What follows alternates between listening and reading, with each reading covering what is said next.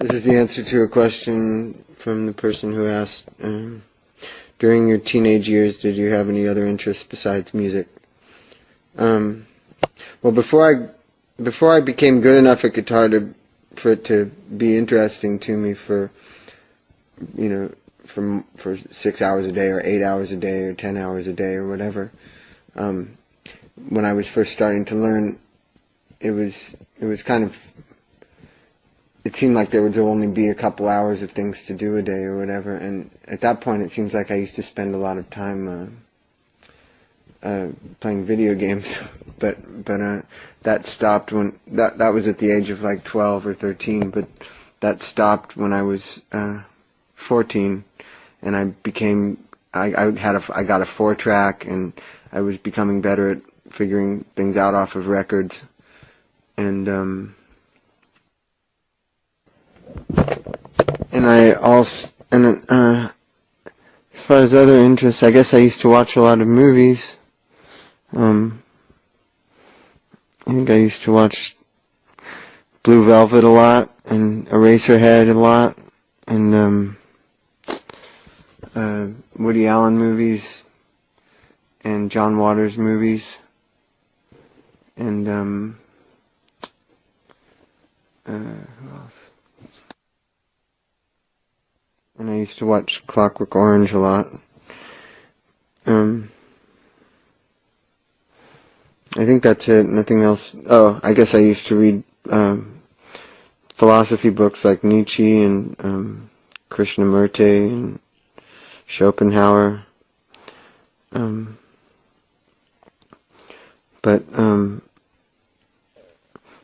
other than that, it was just guitar. I guess you could call eating candy an interest. That was something I was very interested in. I ate a lot of lemon heads. This is in response to the person who says, John, are you aware that your music helps and inspires people? If so, how do you feel about it? Well, yeah, I suppose people say it to me a lot, and it feels good to be of some sort of help to people. I know that the musicians that I respect really have just saved my life throughout my life over and over again. They've, musicians as well as visual artists have, as well as I suppose actors and actresses, have made it possible for me to get through periods of my life that I can't imagine having gotten through without those things. And my images of those people are some of my main sources of happiness. So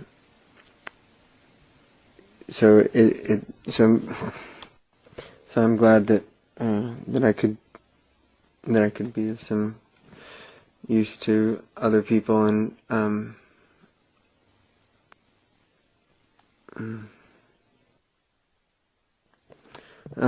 this person asks, how do you choose the songs you cover, as you have covered a wide variety of genres of music?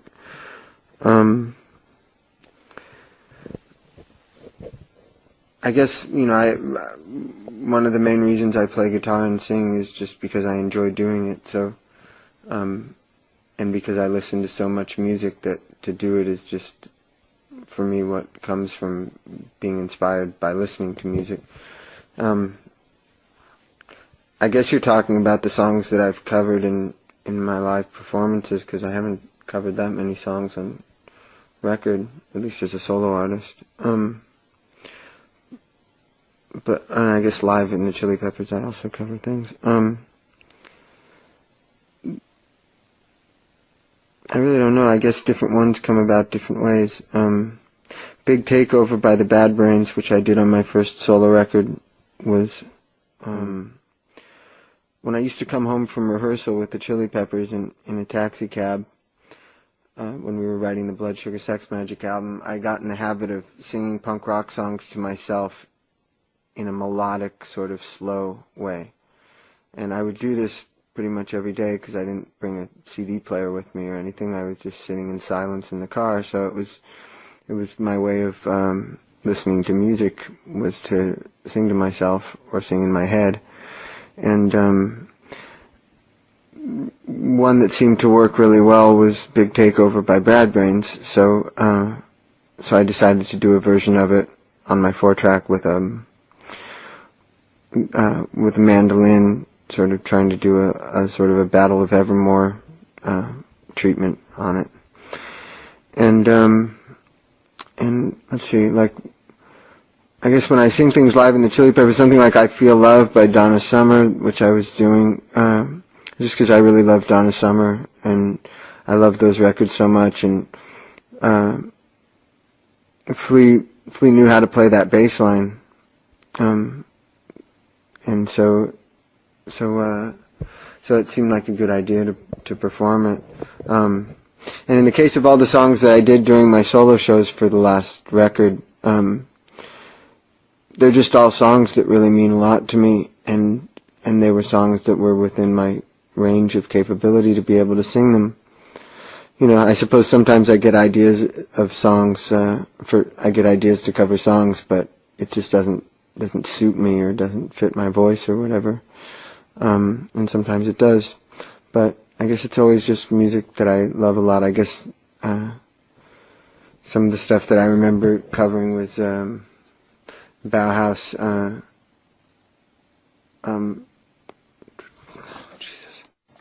Bauhaus song All We Ever Wanted, and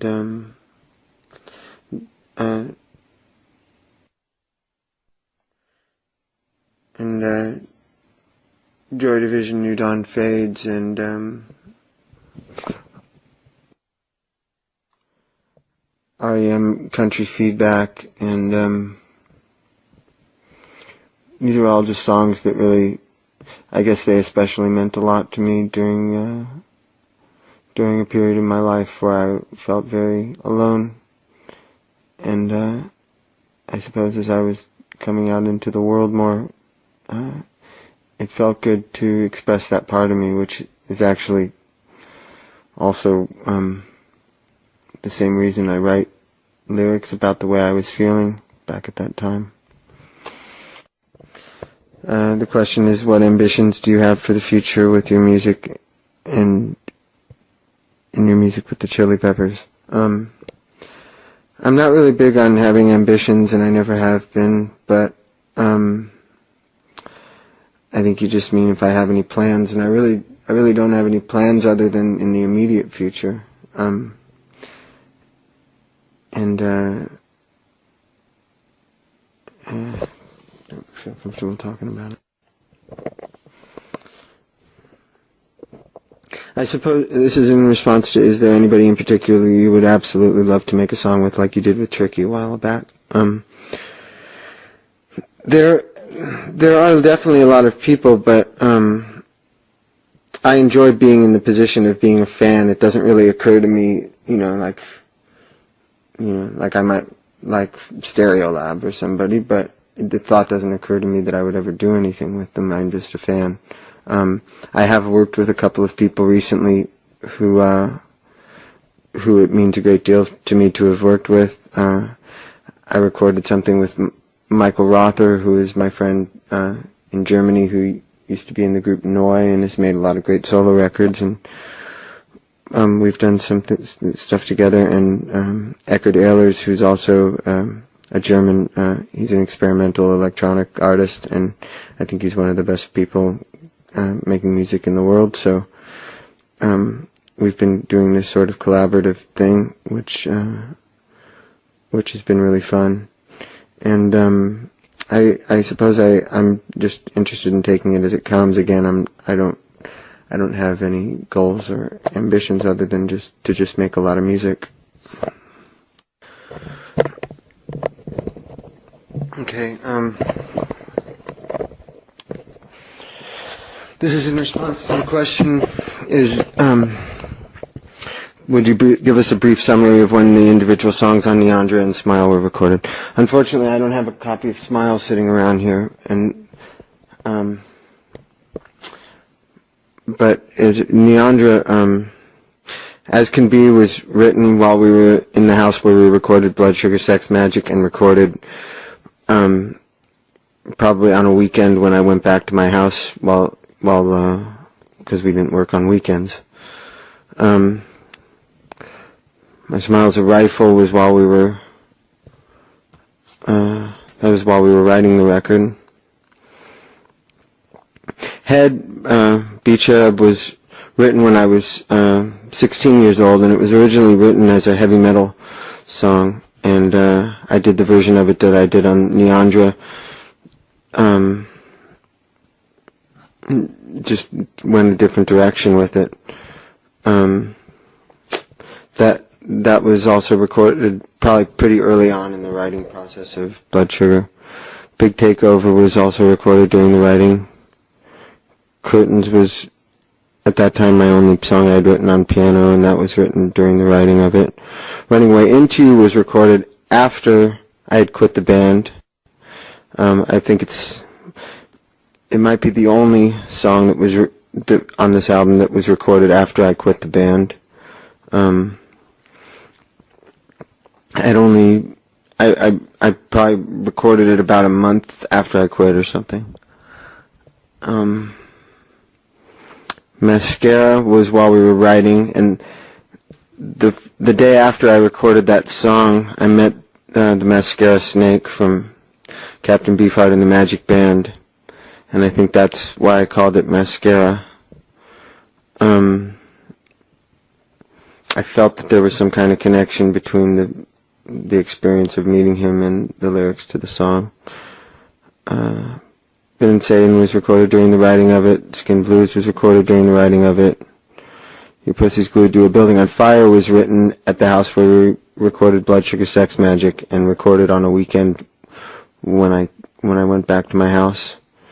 Blood on My Neck from Success was just before I quit the band, and the lyrics were pretty much a sort of an assault on our manager, Lindy Getz, at the time. He's a real nice guy. I don't mean anything bad to him, but at the time I felt like I was, like I was being pushed around and told what to do, and that my relationship with my art was suffering from this drive to be successful by everybody else.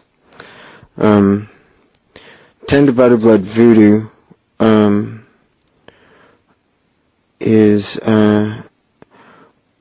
was recorded during the writing of it, and I seem to remember being pretty happy at that time. I believe that I remember being on heroin when I played the guitar solo. Usually just a t-shirt was recorded in the order that it appears on the record, so the earliest things on it were recorded during the writing process of Blood Sugar, and the last things recorded on it were just before I quit the band. And I always I think it's interesting in that you can hear the decline that I was going on inside. I think that those last two songs on it are the best songs on the record, but at the same time, it's very sad because I hear when I hear it that it sounds like a person falling apart, or it sounds like somebody about to kill themselves or something. Those songs are sad for the same reason that they're good. So I'm proud that I went through it, and I'm proud that those songs are what they are. I think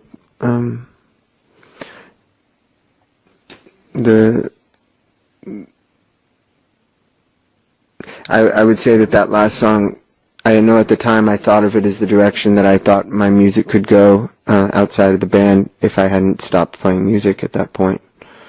And if a close friend of mine who played the upright bass hadn't died.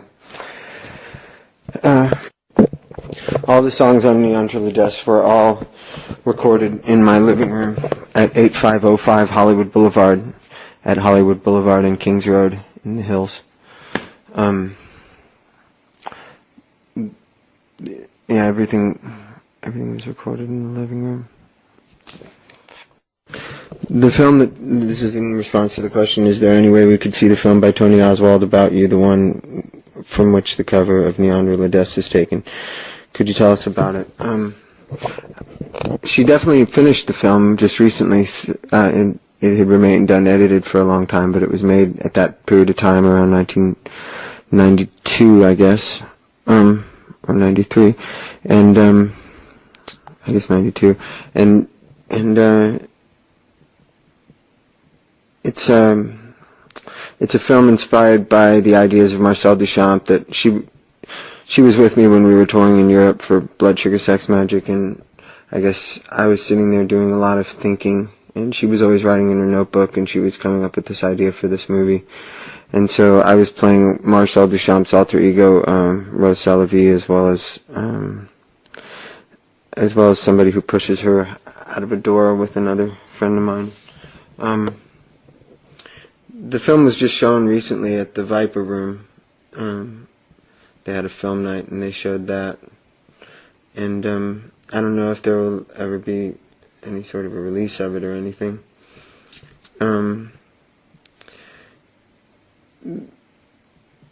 This is in response to the question,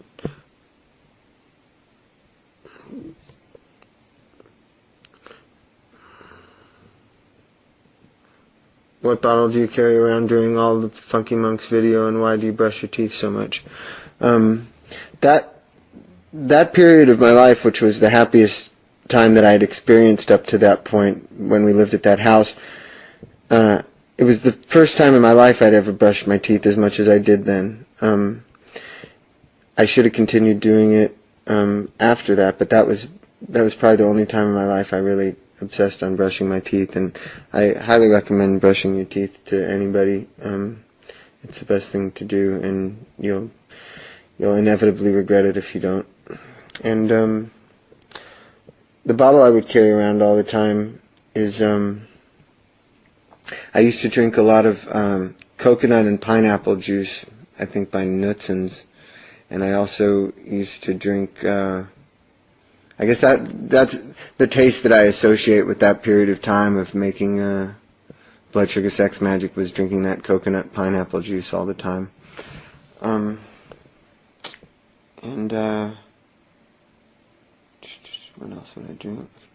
I guess, I would drink like cranberry juice. Oh, and there was also, she used to buy this pineapple coconut banana juice that was also good. Or no, just maybe pineapple banana. And do you have any albums that were never released from after you quit the band? If so, would you ever think about making it available to fans, possibly through the internet? No, the Smile from the Streets You Hold is the album, that had some recordings from that period of time, and there weren't any recordings from after I quit the band aside from those that appear on Smile from the Streets You Hold. And that album only has like 4 or 5 songs that were recorded at that time.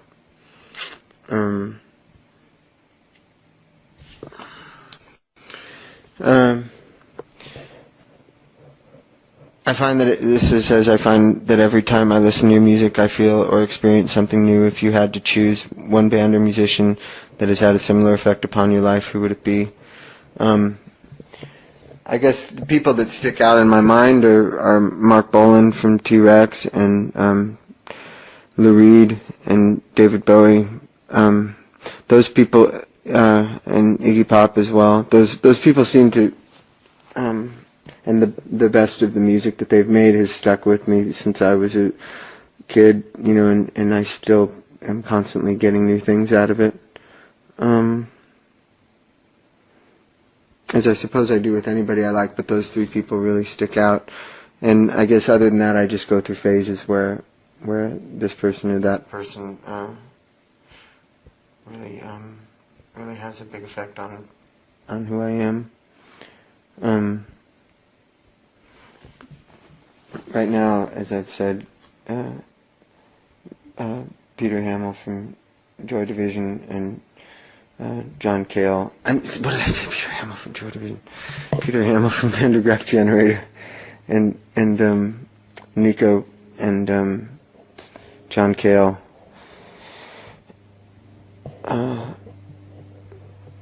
They seem to be my favorite people at the moment. Oh, and Cat Stevens is my favorite at the moment as well.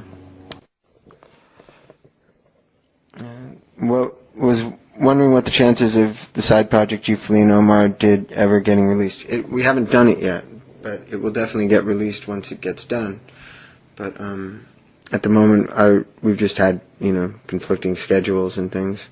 But I've recorded a great deal of music with Omar on his solo record that's gonna be a soundtrack to a film that he made starring Jeremy Ward, and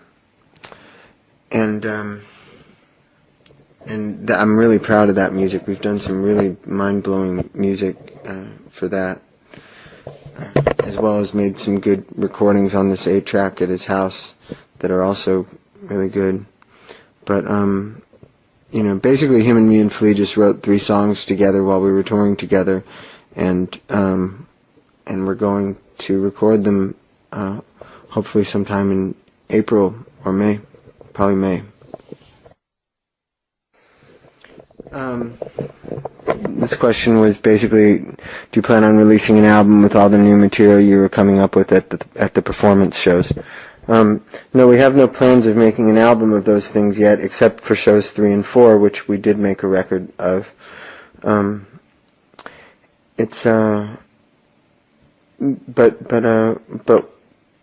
we definitely would like to do an album of experimental stuff, but we've just been making other music.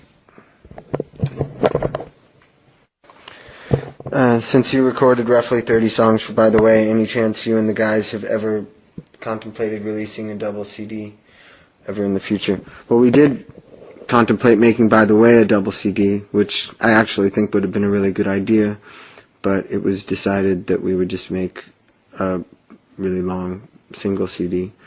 To me, some of the best songs for By the Way were released only as B-sides, which only came out overseas. But eventually I hope that to put all these B-sides onto one record, and that'll definitely be done one of these days. This question is, what is your advice for someone who is starting out as a guitarist, and how do you suggest they play, and what is the most crucial aspect of playing or developing? Well, for me, what I notice is just the most important thing is that a person really loves music, There's lots of ways of going about playing guitar, a person can learn, I strongly recommend learning songs from records, and for me that's how I began, was by learning as much music as I could off of records, and eventually developing a sort of a vocabulary based on the words that I had learned, the musical words that I had learned through learning things on my guitar off of records. It was slow getting into it, but I suppose I started out with things that were more simple, like punk rock and new wave, and I eventually, was moving on to the guitarists of the 60s and progressive rock and art rock and things like that, and to the point now where pretty much anything that I want to know how to play, I can learn how to play it, and it's what keeps me going still. And it's big source of where ideas come from for me.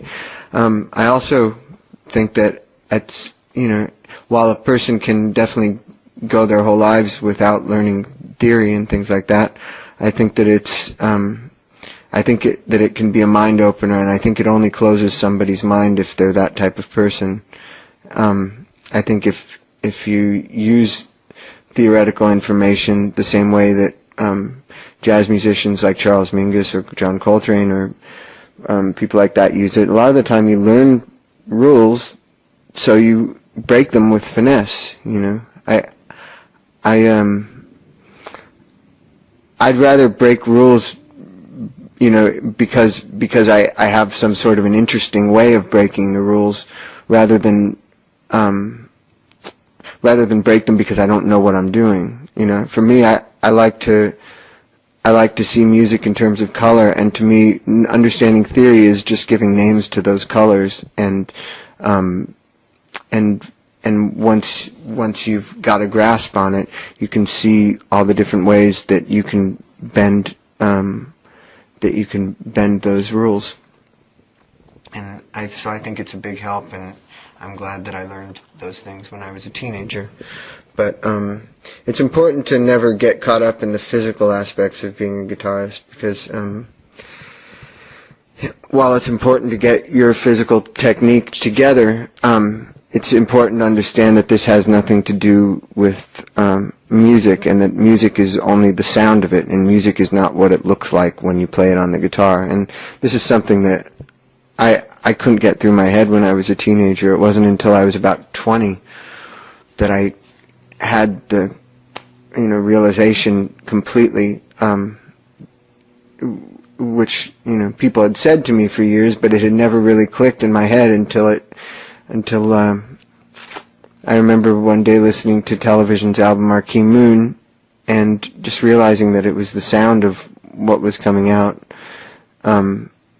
that mattered, and that the actual physical things that were taking place on the neck of the guitar had no importance whatsoever. And especially thinking about people like Keith Richards and how effective their playing is and how simple it is, this all clicked and has forever stayed firm in my brain that it's the colors you create with your instrument that's important, and not physically what you're doing. Who's your all-time biggest musical influence? I don't know. It's really hard to say. I mean, when I remember, how much Jimi Hendrix meant to me when I was a little kid. I don't know if anybody's ever meant more to me than that. So I'd probably pick him, even though I think I don't see my playing now as being very influenced by him. Although I suppose it is. I drew so much from him between the ages of 12 to 22 that I tried to sort of come up with a new direction for myself when I started playing guitar again when I was 28, when I rejoined the band. And so I felt like, especially because my fingers weren't very strong at that point, I felt like, okay, if I try to sound like Jimi Hendrix now, I'm just going to sound ridiculous, because I had lost all the strength that you need in your fingers to sound like that. So I chose to focus on guitar players that were that had less technical ability than that and less strength in their fingers, like Matthew Ashman and Bernard Sumner and Robert Smith and The Cure and these people's guitar playing. I chose to develop a style more based out of what these people were doing, and it's been really interesting to me since then. I've developed all kinds of directions from that point, and but in a lot of ways in my head, Jimi Hendrix still seems like the sort of purest form of a human being one with their music. And I think when I realized this when I was 12, it really hit me very strongly. Before that, I'd had a friend in school who liked Jimi Hendrix a lot, and I would argue with him, saying that the Sex Pistols were much more important to musical history than Jimi Hendrix. This is when I'm in like 4th grade or something. And he would play me Jimi Hendrix at lunchtime, and I would play him the Sex Pistols and the Circle Jerks and things like this. And but once I started playing guitar, I bought a Jimi Hendrix record, and I was just, I just can't remember ever being so excited about music as I was at that point.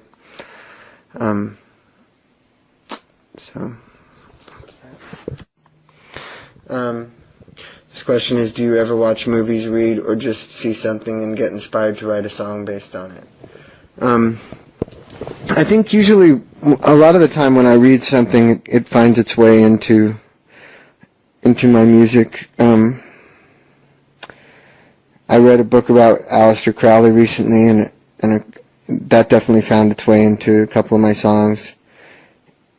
And reading about him in the past has also affected my songs. I'm falling through a mirror. Yeah, all that stuff in time goes back. I'm flowing through a mirror and almost disappearing. That's from when Aleister Crowley would talk about looking in the mirror and sort of mentally forcing himself to disappear while he was looking in the mirror. He would actually see his physical body fade and fade and fade until it was just a faint little flickering hint of a body.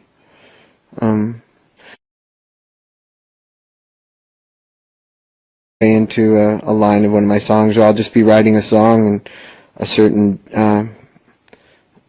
something that I read will pop into my head, or an image that came to me from a movie or whatever will come into my head, and I'll write about it. That's the Aleister Crowley one. Seems like something that's come up from time to time. I know he's found his way into others of my songs as well. This is in response to the question: are there any painters? What painters are inspiring to you besides Marcel Duchamp and God, that's a fucking question. This question is there anywhere I can see more of your paintings? Most of my paintings burned during the fire at my house in 1994, I guess. And that was most of them. That was most of the good ones. There was a stack of paintings that a girl who was a friend of mine named Andrea, she took them and she was going to sell a couple to a friend of mine, and she did sell a couple, and then she never gave me back the rest. And so hopefully she still has them. I'm always thinking maybe one day I'll run into her and we'll have those, but really God knows what she did with them. Because I don't speak to her anymore. Who are some of your favorite artists besides Duchamp, Basquiat, and Da Vinci? I suppose, I like all the artists of the Surrealists and the Dadaists. Max Ernst and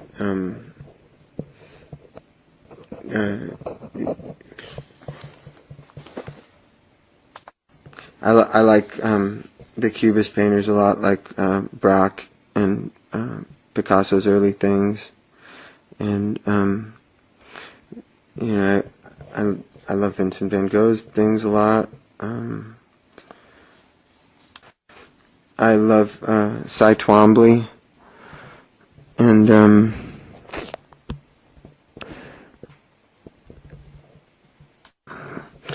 I love Francis Picabia's stuff that he did in the 19-teens, the mechanical paintings and drawings. Those things, along with Marcel Duchamp's drawings, are probably my favorite works of art by anybody ever. And the ones definitely that I relate to the most. Also, Don Van Vliet, also known as Captain Beefheart's paintings, have always spoken to me a great deal. I love those very much. This question is, do you have to be depressed to write a sad song? Do you have to be in love to write a love song? No, I find that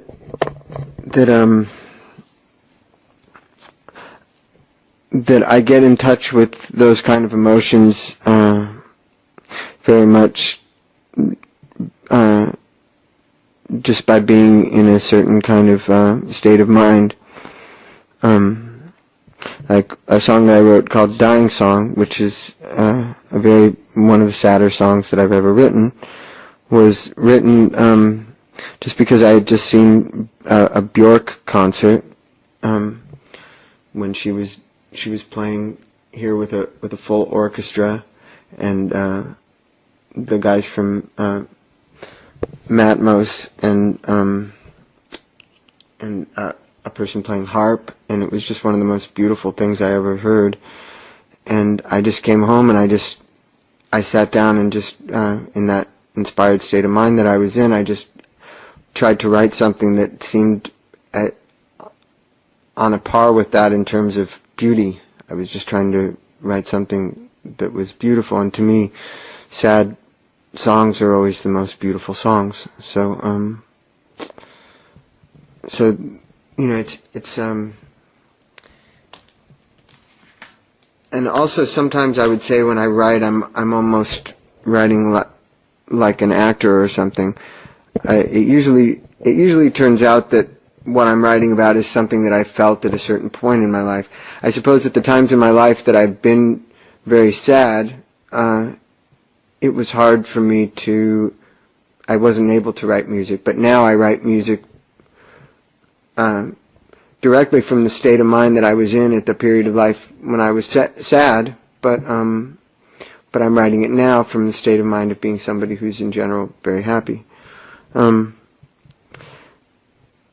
definitely written a lot of love songs while I've been in love with people, but and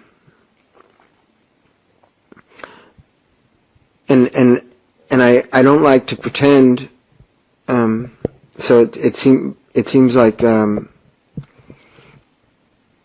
if I do write something like that and I'm not currently in love with somebody, it's probably the same thing where I'm at least writing in terms of writing from some kind of memory. I definitely think it's important for writing songs to have experience in life. I don't believe that somebody who's never truly been sad could write a truly sad song. And I don't believe that somebody who's never been in love would be able to write a beautiful love song. To me, you have to really have felt things to be able to write about them succinctly. The question is, during your time away from the Chili Peppers, did you ever think you would get back together with them and that things would be as successful as they are now? If not, how does it feel? Well, it crossed my mind that things were going to happen, but I sort of pretended not to notice. But I suppose most things that have happened to me in my life at some point or another, I was warned that they were going to happen. So nothing is ever surprising to me. But at the same time as, you know, at the same time things are, but the thing is, when I would think about it logically, where Anthony and Flea and Chad were at during the period of time that I wasn't in the band, and where I was at, it wouldn't have made logical sense to me that we would ever be on the same page, because their direction in their life seemed so completely on another planet to me. I mean, they just, to me, they seemed very sort of like just going in a meaningless direction and being kind of out of touch. And same thing with Dave Navarro. They just seemed they just seemed on another planet to me. And I think in my own way, I was also out of touch, but in a different way. I was just not a clear version of myself at that period of time, and I think I probably was on a sort of I think I definitely overestimated my own importance in terms of the universe during the period of time that I was on drugs, but that's something that cocaine just does to you, and I was on a lot of cocaine all the time.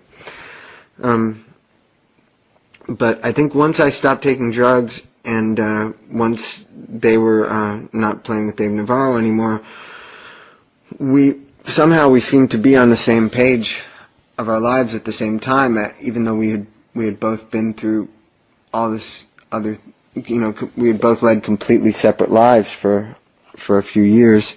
Somehow we seemed to be on the same page, and that was the only point where my conscious mind would acknowledge, okay, it seems like I'm probably going to be in the Chili Peppers here. And as far as success, I've never made any demands upon fate in terms of that. I just take things as they come. This question is, do you have an utmost favorite guitar track that you love to play more than any other? I guess you mean of my own music. And I thought that instrumental number 1 that was a B-side on the Scar Tissue single, I think that's really good guitar playing of mine, but it's not something that we've ever played again. I guess on guitar, what I get the most enjoyment out of doing from time to time, over and over again, is just to improvise. It's playing songs is fun for a while when you can reinterpret them different ways, but sometimes when you play the same songs over and over for years and years, it starts to become confusing as far as you feel. You get to a point where you feel like the interesting things you can do to it, you've already kind of done them all. But even then, it sometimes feels that way at the end of a tour, but then a year later you go on tour again and you have a completely new way of approaching it. So that's the way that is. Are there any plans for you to come to England to perform any of your solo stuff in the near future? Not in the near future, but I would definitely love to. Once I have some time to, I guess after the cycle of the next Chili Peppers album and tour, I would imagine after that I'll do a proper tour in England. But actually, yeah, I'll definitely come to England at that time if that's what I do, which I think it is. Do you think people downloading music for free or not buying it is as big of a problem as people say? I don't know. I don't know much about the internet, and I really don't have any sort of a definitive opinion on these things. I hear different people with opposite opinions speaking, and a lot of the time they both make sense to me. I hear some people saying that they love record stores a lot, and that if the internet gets too big, then record stores are just going to die out, and that's a pretty horrifying thought to me. But at the same time, I have other friends who say, that whatever way things go, that's the way things go, and people just have to get used to it, and that people will always want to support the bands that they really like, and that the people who are successful, who this supposedly hurts, they already have enough money, and it's kind of silly to be going around defending millionaires because they have only $4 million now instead of $8 million or whatever. To me, that's also a good point, is that who are we really protecting here? People who like independent small bands will always buy albums by those people because it's the people who like that kind of music feel strongly about it, and those are really the bands that need to be supported, and these huge bands like Metallica, so what if they sell, 8 million records instead of 13 million records or whatever? It's not the end of the world, so I actually don't really have my own opinion on these things, but these are things that I've heard people say that did make sense to me, and I've heard a lot of people say things that make no sense to me. Do you plan to play some new stuff with the Peppers on the coming European tour? I would imagine we're only going to do a couple of weeks of rehearsal, so we'll probably have come up with ideas at that point, but the concept of playing a full song, it is possible, but it seems unlikely to me. But I really don't know until we're in there at rehearsal. This question is, can you tell us meanings or inspiration behind some of your new songs? I guess most of these songs on Shadows Collide with People were mostly written out of some kind of happiness, I suppose. There's some exceptions, but in general, I've been pretty happy to be alive last few years, and even when I write sad songs, it seems like they come out of this sort of clear state of mind that comes from basically feeling good about myself and about things. But I guess something like they're probably mostly written out of an interest in music, from listening to music that inspires me, and the direction that it goes emotionally has probably more to do with what chords I'm interested in figuring out something to do with, more so than like minor chords because I'm feeling sad or major chords because I'm feeling happy.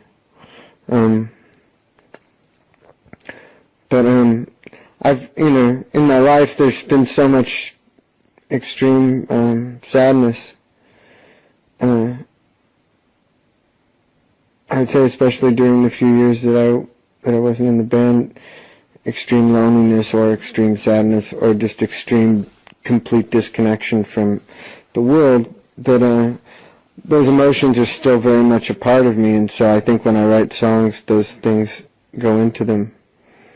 And I think a lot of what I end up writing about in my lyrics has as much to do with the way I was feeling, in 1995 or whatever, as it does with how I'm feeling now.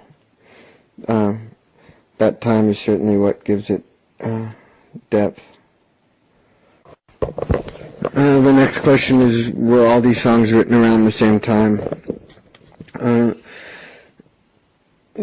The earliest ones are Second Walk was written around the same time as some of the last songs that were written to record Only Water. This Cold is probably a similar period of time. Second Walk, I was listening to R.E.M. a lot at the time, and same thing with This Cold. I think both of those songs were written in Japan around the same time. Wednesday's song was also written in Japan, and that was when we were touring for By the Way. That was one of the last songs written for Shadows Collide with People. We were actually already in the middle of recording it. We recorded part of it, and then I went out on tour, and oh wait, that's not true. I guess it was right before we recorded it, and I was on tour in Japan. And Song to Sing When I'm Lonely was when we were touring for Californication, and Relief was written in England right before we started. Right before we started writing By the Way, when I was there to promote to record Only Water for 10 days.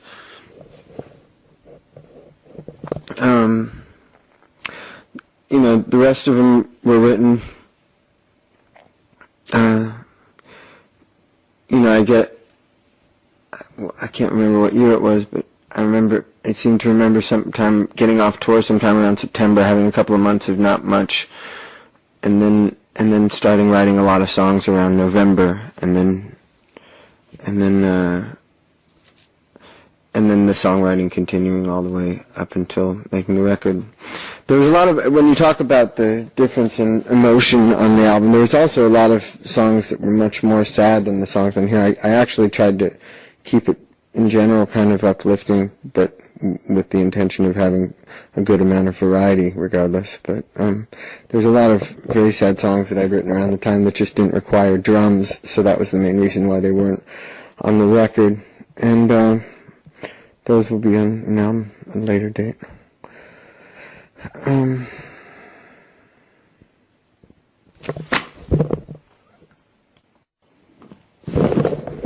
Can you tell me something about the process of how you pick a certain guitar for a certain piece of music?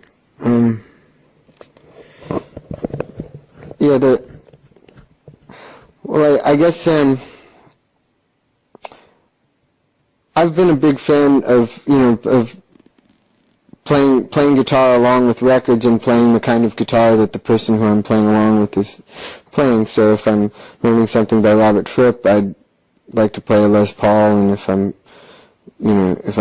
I'm playing something by Bernard Sumner, I'd play an SG, and if I was playing something, by Matthew Ashman, I'd play my Gretsch White Falcon.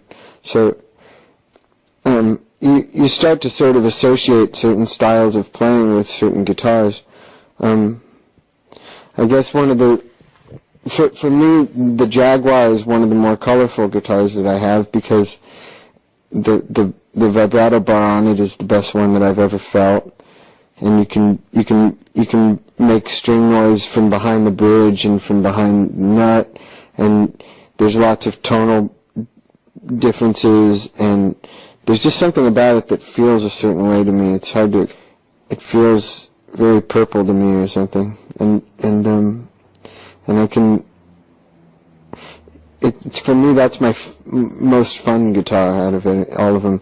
So I think the reason I play it at the performance shows a lot is because it's those shows are all about, for me, having fun, and that's the funnest guitar I have. The SG is good for for kind of heavy metal things. Although now that I just bought a Les Paul recently, and now that I have that, I would imagine I'll probably use that a lot for heavy metal type things as well. But an SG makes me think of like Tony Iommi or somebody who gets a really great sound for heavy metal that way. And it's also good for punk too. For punk, like a Stratocaster through a distortion pedal isn't really the best way to go. So, but in general, I guess I try to get a lot out of using just a small amount of guitars. I suppose when I make an album, it's usually one or two guitars that I'm using on it, and definitely between a guitar with humbuckers and a guitar with single coils, you can get a great deal of variety.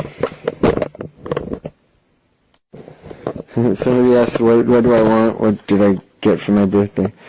Well, I think my favorite present was my friend Wendy gave me a single of her, a vinyl single of her band Emily Sassy Lime, which made me really happy. And let's see, what else did I get? Johnny Ramone gave me 2 Humphrey Bogart lobby cards from the movie The Two Miss Carols with Barbara Stanwyck. And I didn't really get much presents this year, really. Let's see. I got a very nice letter from Josh. Josh and I haven't been giving each other presents lately, so he wrote me a really nice letter that was probably, along with the 7-inch from Wendy, was probably my favorite thing that I got. And my dad gave me a box set of Wagner and a couple of Joan Baez albums, and my mom gave me some kitchen supplies. That was it. Not too many people really even knew it was my birthday, I don't think. I know Flea bought me something, but I haven't gotten it yet. We don't see each other much, and he lives pretty far away now. He lives all the way in Malibu, and I live in Hollywood, so... Oh, and Anthony gave me some flowers and a nice little note, which was also really made me feel good, that I saved, along with the note from Josh. And the flowers, that was nice. They made me feel good. And I think that's it. And this person asks, I would like to know whether your belief in God has any effect on the music you write. Do you think God inspires you at all? This is one of the few questions where the person's name is at the end of it, Joe Finstrom. When I do this in the future, it would be nice if people put their name at the end of their letter, because otherwise I don't see it.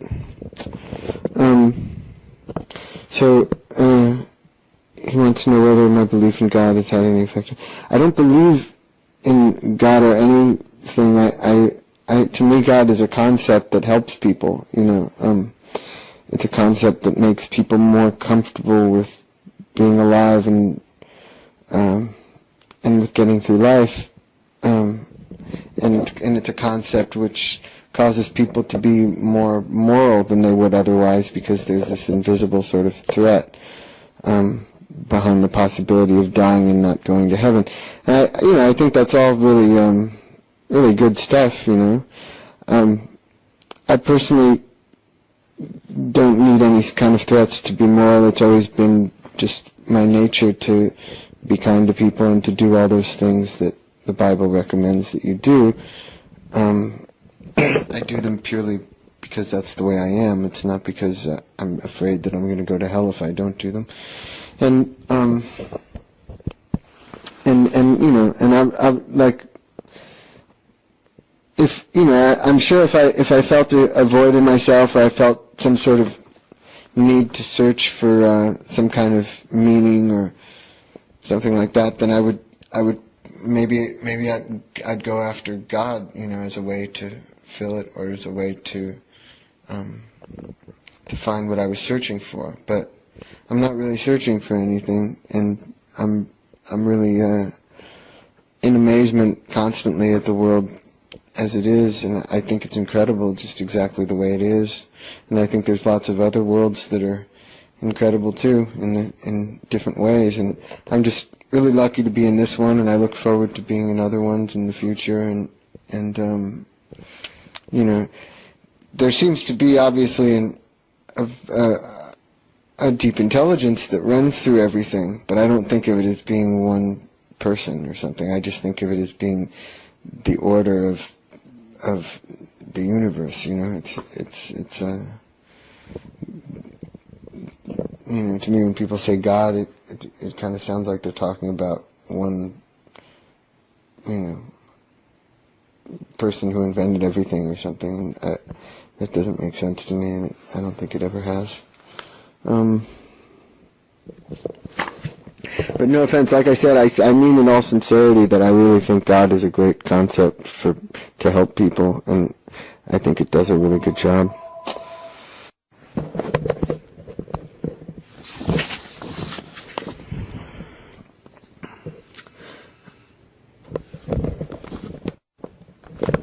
Okay, this question is coming from somebody named Mark Wilson, and they're asking about the subject of first takes and things, and they were saying, I was just wondering if your solo music has ever come up in this way. Somehow they know that Omar and I improvised this Cicatrice solo in 4 takes, and we took the 3rd take. Omar and I are both very impressed that you know that, because none of us, to our memory, have ever said that in an interview, but it is true that it was the 3rd take. I guess, at the time of my first album, I don't think there's anything, vocals or music, that wasn't a first take.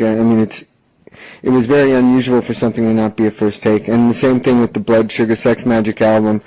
All the solos, all the parts, they're always whatever the guitar parts are always what I played when when we did the basic tracks with the drums, and the guitar solos were always first takes. I guess there were situations where there was a second take, but it was, my memory of it is that it was all first takes. And Californication was pretty similar, but I think I was probably I probably had less of an idea of what I was doing upon going into the studio, whereas with Blood Sugar I really knew the basic approach for every solo. I knew how I was going to start and how I was going to end and that kind of thing. So doing it in first takes was, partially due to that.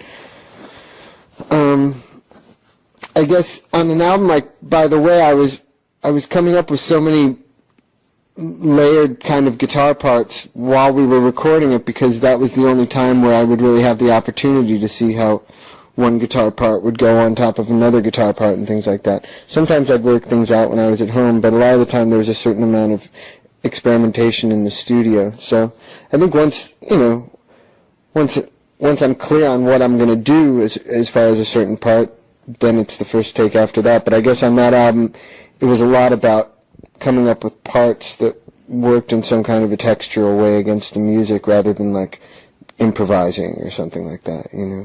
It was more coming up with some fancy high thing that goes with the chords in a certain way, and figuring out new ways of voicing the chords and things like that. So that's all a kind of a mental exercise. For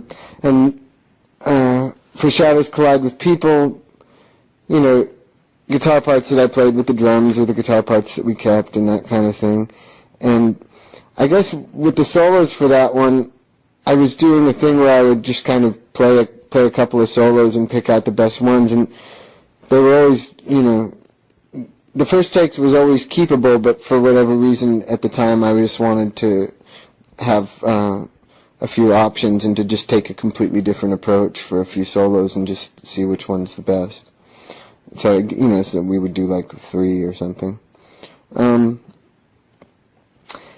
Lately, I've been very much in that first take mode.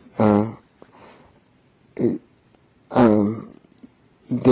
music that I've recorded since Shadows Collide with People has been very, very, very first take oriented on everything, from the drums to the guitars to the vocals and everything, except except those things that we didn't have planned out to begin with, that you just have to mess around for a little while. But let's say like coming up with a bass line or something. Like Josh and I just rehearse with drums and guitar, so when it comes to coming up with a bass line, it's something we just do in the studio. And sometimes like the other day I made up a bass line while I was recording it, and that was what we kept. So situations like that happen, but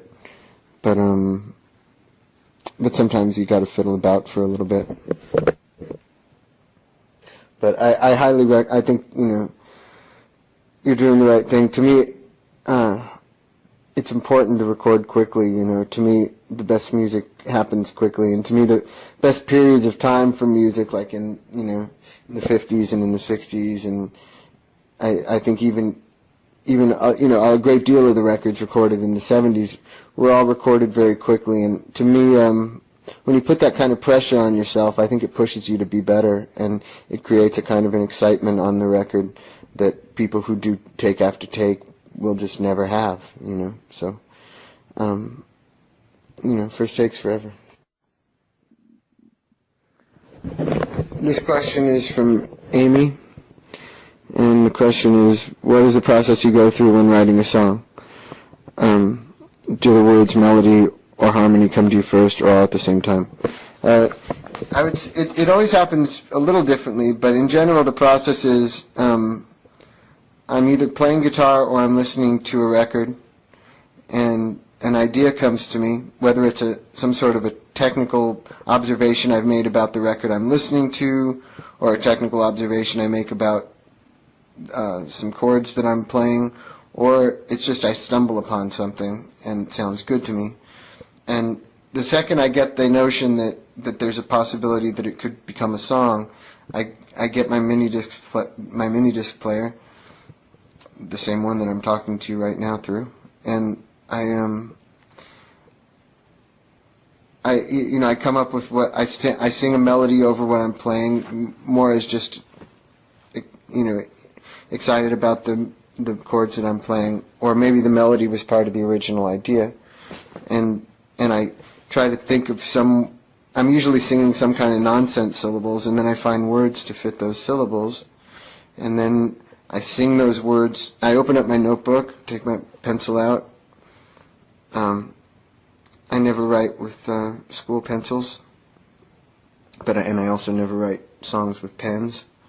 And I write in my notebook. My notebooks are always like art notebooks, like white pages, no lines. And I open up the book, and I write down the first line, and then I press record on the tape recorder. I sing the first line while playing the guitar. Then I stop the mini disc recorder. I think about what the next line's going to be, and I just sort of try to follow a feeling from the beginning to the end. I just record it one line at a time, while constantly playing the whole thing to myself and seeing where that takes me. If I'm stuck at a certain point, I don't know what to do next. I just go back to the beginning and play the whole song to myself, and by the time I get to the part that I had left off at, the next part just comes, and so usually it just flows from the beginning to the end, and sometimes a song can be written in a few minutes, but more normally it takes a couple hours of just refining things and making changing little things about the lyrics to make it make more sense or whatever, and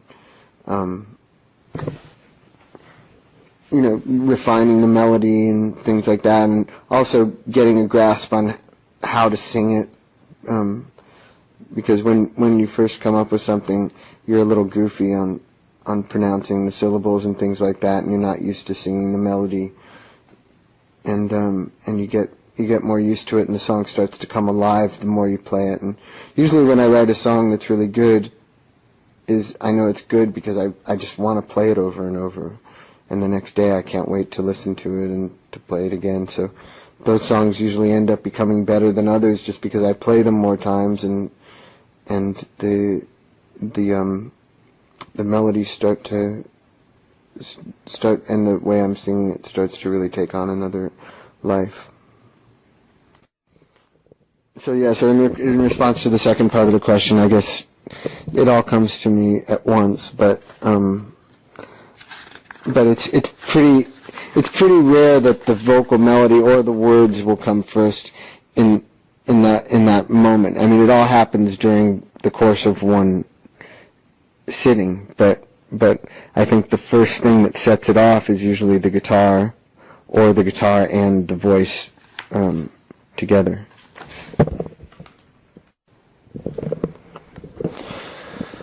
This question is, don't you think it's interesting that Bob Forrest discovered both you and Josh Klinghoffer, and now you and Josh are really great friends? What does Bob think of this? Yeah, neither of us are very close friends with Bob these days, but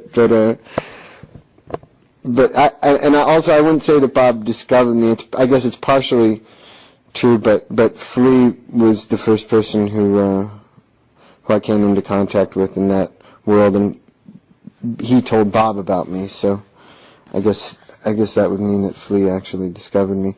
But although he discovered me, I guess he didn't like me well enough to ask me to be in the Chili Peppers until Bob asked me to be in Thelonious Monster. So I'm definitely indebted to Bob. I wouldn't go so far as to say I'm indebted, but me being in the band had a lot to do with him. But if anything, he owes me for other things.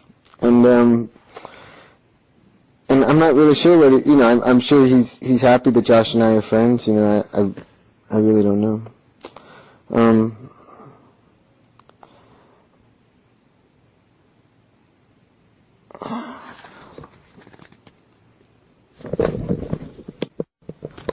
What are some of the things that you and the Peppers tease each other about, or funny things that you guys joke about? We definitely don't tease each other anymore. That was something more years ago. But but there's always lots of funny things, but they all just come up in the spirit of a moment or in the spirit of a long conversation, and I guess I can't really think of any running jokes, or if there are, I don't think they would seem funny if I told you about them. But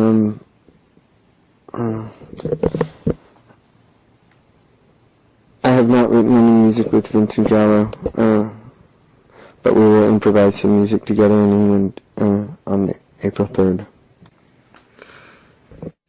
This question is, what RHCP track are you most proud of? Seems like I like the B-sides a lot. I like the song Rivers of Avalon a lot, and I like the song Eskimo a lot, and off the Californication album I really love the song This Velvet Glove. I also really like the B-side from the Scar Tissue single, instrumental number 1, Gong Li off the same single. I hope someday we do a B-sides record, because I'm really, in a lot of ways, I'm more proud of our B-sides than I am of our album tracks. What do you think of Santa Monica? Santa Monica is where I first lived when I moved to California, so I love it there. I especially loved it at that time. I love the way the air feels down there, and I love being at the beach. I've actually been meaning to go there more often to run on the beach, because when we finished the By the Way tour, I stayed at a hotel in Santa Monica for a few days and ran on the beach, and I loved it so much. But I just it's kind of a whole day, going down there and stuff. And by the time you get back, it's so late in the day. But I love it there. When I was a little kid, it was a lot more dirty and kind of it wasn't as ritzy as it is now. But it was a great place to be a little kid, because I had all the role models who were like skateboarders and surfers and stuff. So I think I developed, I think, pretty important parts of my personality just because being around those kind of people, and it was a good neighborhood for kids too. I lived at Euclid and Ocean Park Boulevard, right on the corner, in an apartment, and there was like about 10 little kids who lived within one block, and we would all get out there with our skateboards every day and skateboard down hills and stuff, and it was just a great place to be a little kid.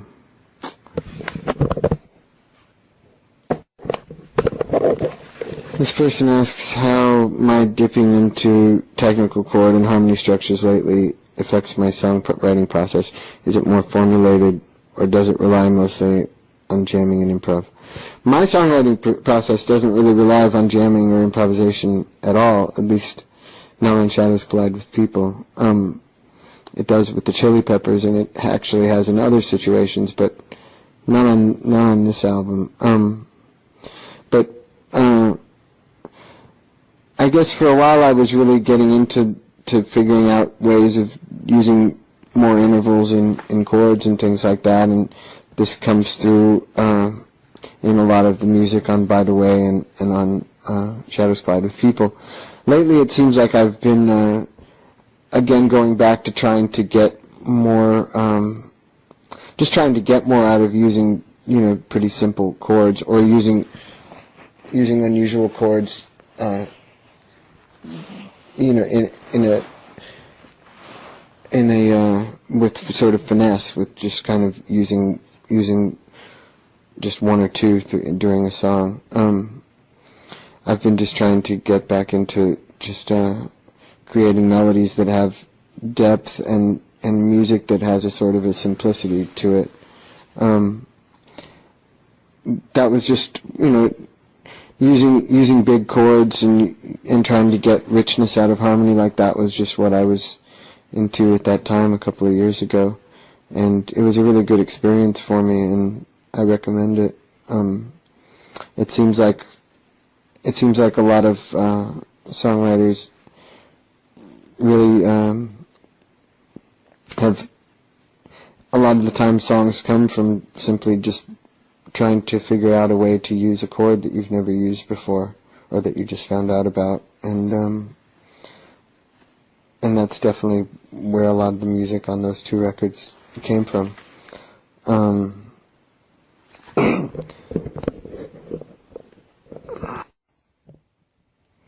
This person asks why at the Performance 3 show, what caused me to walk off stage early. I didn't walk off stage that early. It was just that something seemed to be wrong with the synthesizer, and it turned out I looked at it afterwards and nothing was wrong with it, but the knobs were just set in kind of a funny place, and I didn't have the sense to be able, or the relaxation of mind to see clearly what was taking place, and it was just a matter of turning one knob, but at the moment of it happening I couldn't see it. And so I was just angry that because I thought of that as being kind of the emotional peak of that particular song, was this big noisy synthesizer solo at the end, and when my synthesizer seemed to be making this big deep farting noise, and so I felt kind of like I couldn't do anything, so I walked off stage. But I had been really nervous throughout that show anyways, so I think it just all kind of culminated at that moment. But I think the main thing I felt bad about was just walking off stage and not saying thank you and stuff, but I tried to give back some good feelings the next night, and the next night ended up being a really, for me, just a real nice feeling show from beginning to end, despite a couple of mishaps and technical problems in the second show, but I didn't let them bother me the second time. And in general, and looking back on it, I question, was the second show better because of that, or was the first one actually better, even though I was in a worse, in a more nervous, state of mind. I think it's possible that the first one was better. I saw a little videotape clip of just a second of it, and it seemed much better than it felt to me on stage. So sometimes that nervousness, as unpleasant as it feels when you're going through it, sometimes it pushes you to do better. So, but yeah, it certainly had nothing to do with the audience or anything like that. I just walked off stage because I was nervous. But not to be forgotten that it was the end of the show anyways. All that was left to do was that synthesizer solo, and it didn't seem like the synthesizer was working, so that was that.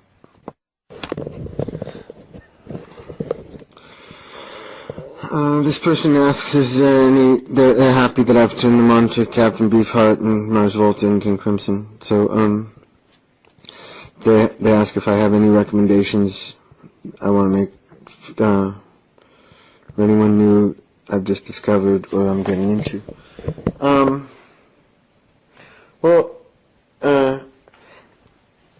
As far as things I'd recommend to people, I can only say things that I think are really great, and I can't really completely recommend something because I don't know what a person's particular taste is or things like that. But some things that come to mind are some of the krautrock from Germany in the early 70s, Kraftwerk's first few albums, their first 3 albums, Neu! N-E-U, exclamation point, Michael Rother's solo albums, Michael Rother.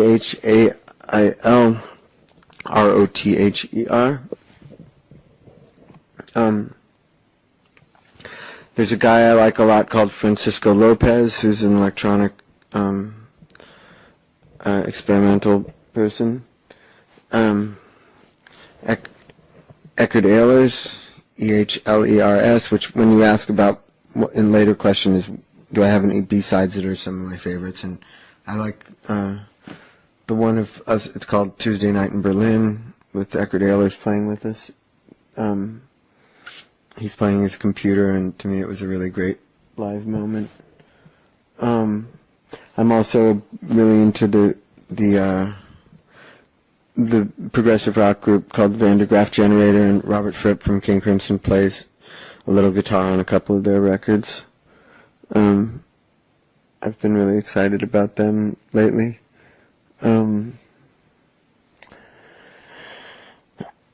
There's also a group called Harmonia, and if you've never heard early Genesis when Peter Gabriel was the singer, if you like King Crimson, the same period of my life when I was 14 years old that I was obsessed with King Crimson, I was also obsessed with Genesis, the albums like Nursery Crime and Lamb Lies Down on Broadway and Foxtrot, and the guys in the Mars Volta are also really into that stuff, and they got into it through me when I met them. They hadn't heard it yet, and and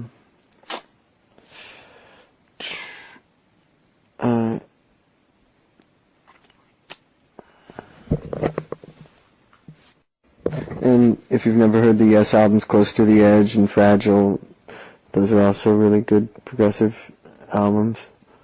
And also, I've been mentioning it a lot lately, but if you haven't heard me mention it, there's a guy named Pita, P-I-T-A. But, so no, Hillel never owned the Sunburst Strat that I used to have, but he did have a 71 Strat, so that's probably why you thought his looked similar. This person wants to know what my favorite ice cream flavor is. I don't eat ice cream anymore. I stopped eating it recently because the way I eat now is different. But I won't get into that. Back when I did eat ice cream, I guess some of the ice creams that stick out, like when I was a little kid, I really liked pralines and cream, at 31 Flavors. And I always occasionally like to have, like pink bubblegum ice cream or something. And I also like chocolate and peanut butter a great deal. I guess when I was a kid, it was 31 Flavors that I thought was the really good ice cream. In recent, I guess, a couple of years ago, if you would have asked me, my favorite thing to do was to take either vanilla frozen yogurt or vanilla rice dream ice cream and and take some carob chips and put them on a pan and heat them up, and then put the heated carob, like syrup is what it kind of becomes, on top of the ice cream, and eat it before the carob gets too hard. And that was really good. I liked that a lot. And I also liked the rice dream carob mint. What was it? Mint carob chip, I think is what it was called. But I stopped eating ice cream recently because the only things that I eat I don't eat anything that's made by anybody. I only eat things that are natural, like things like vegetables or meat or fish or eggs. Like I don't eat anything that has ingredients really. So that's why I don't eat ice cream. And the only the only form of sugar that I eat is honey, and I don't eat any type of sweet anything. So that's the answer, but ice cream has definitely brought a lot of happiness into my life, and I wouldn't trade it for anything. God, this person asks, is there any chance of lyrics from The Sounds Inside being published on the website? But I don't know what From the Sounds Inside is. I'm very confused. So I don't know if that person could let me know, or maybe I'll figure out what you're talking about. I'll ask Josh. Josh sometimes has a better head for these things, figuring things out, than I do. But this person's also wondering what movies or artists I'm into at the moment, if any. Well, I just saw an incredible show of Cy Twombly when I was in Paris, and that was really good. But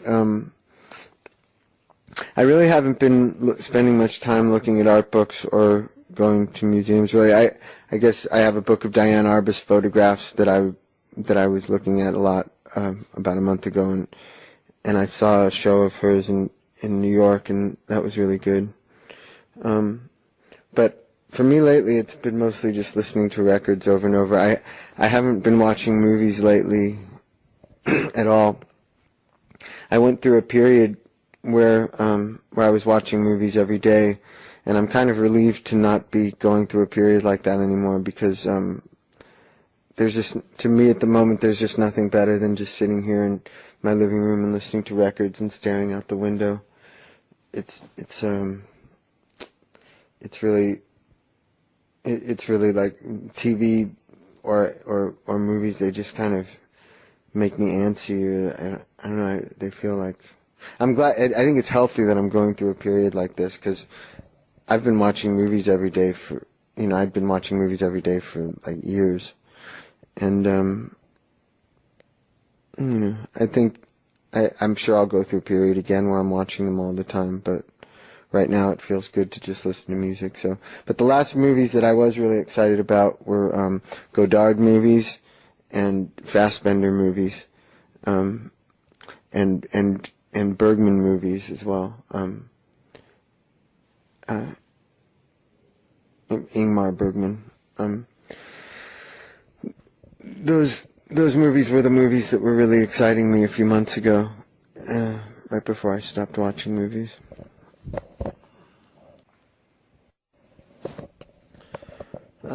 This person from Freeport, Long Island, they're explaining what they see in me when I'm playing guitar, and the question isn't really clear. I guess they say, I've always felt this translucent energy emit when you play, and it's essentially overwhelming. Have you ever experienced this sort of sensation in any particular performance? They're asking, what is it that I feel when I play? It's hard to say. I think subconscious thought is really the thing that's most responsible for the expressions on my face and the way that I feel. All I'm thinking about is just the music and trying to just do something new with the music.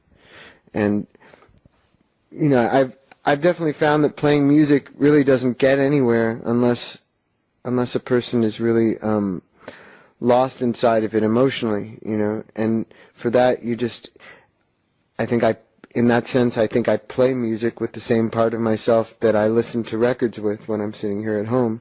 It's just the part of me that really gets excited about music and always has since I was a little kid, and that's the same part of me that propels me playing guitar on stage.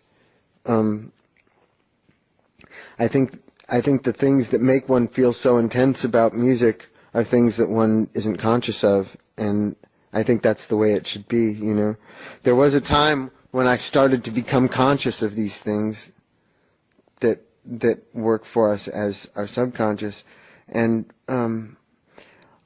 all that really did was make me really take a much more technical view towards what I was doing.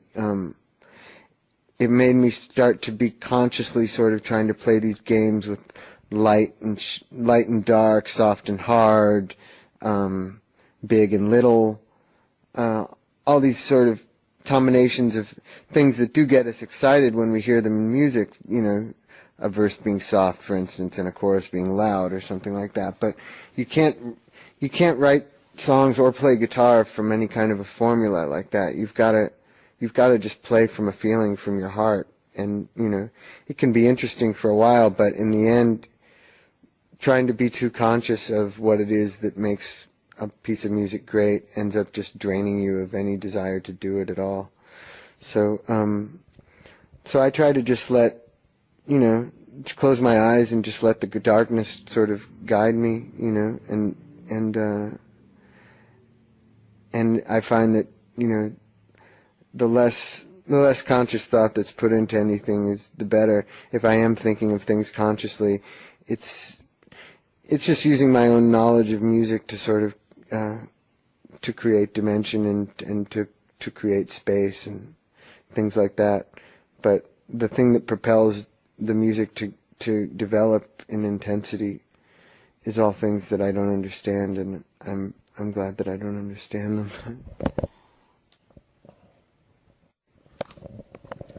Okay, well, the music that we've heard on your solo albums, is there a favorite track? I don't know, I like those last couple of songs on Usually Just a T-Shirt a lot. And I like the instrumental tracks on the new record a lot.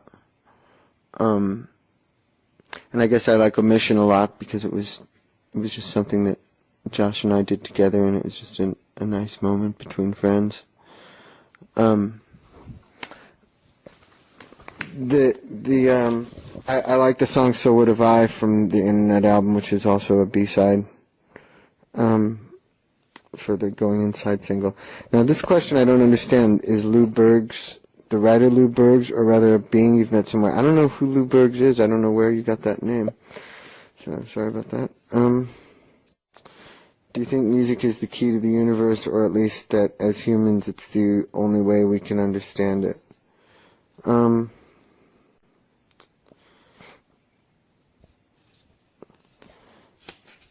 I mean, the key implies that there's some kind of door that would be opened from it, and that would tell us everything about the universe. And I think that the doors that music opens for people are just personal doors to open up something inside of themselves. You know, to me, music's more a way of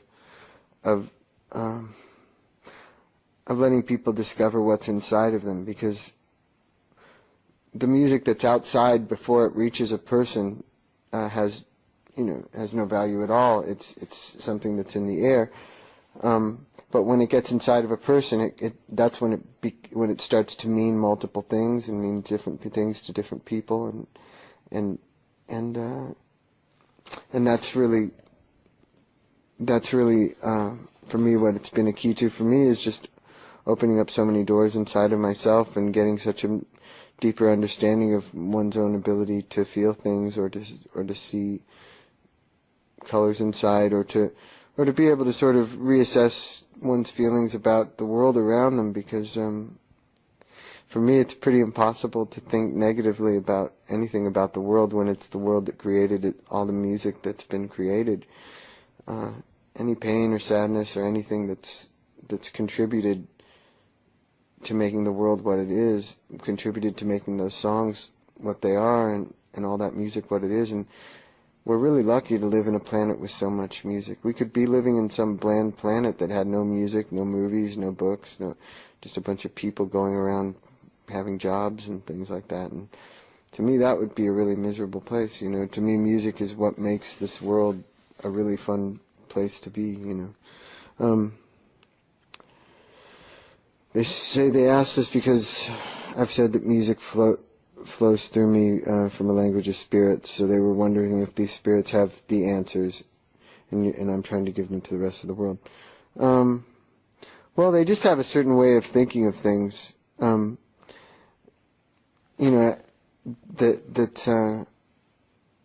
I think a lot of musicians, whether consciously or unconsciously, have put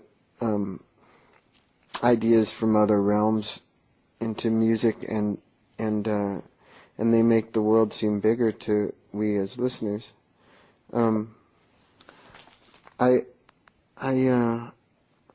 think spirits do have a lot of the answers that people seek, but I don't think that people really want to know the things that they are seeking, because those things wouldn't help them to enjoy life anymore. They'd just ruin their lives. So I'm definitely not trying to give those answers to the world, because even were I to have them, I don't think that they would do the world any good. But I do try to put ideas that human beings have somehow just glanced over, because people are so concerned with things like protecting themselves and making money and having jobs and being right and being accepted and all this kind of nonsense, that somebody like me who hasn't really concerned themselves with those things has as a result come across lots of ideas in my life that I feel like could be of use to people who have a similar way of living as I do. And I think that that's why there was a time when spirits were sort of were talking through me and communicating with me was to get some of these ideas out to people.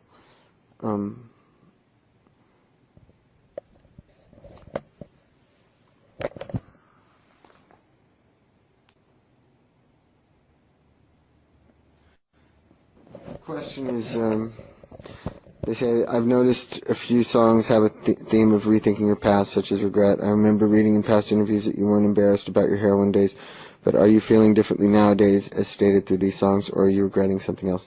I don't regret anything.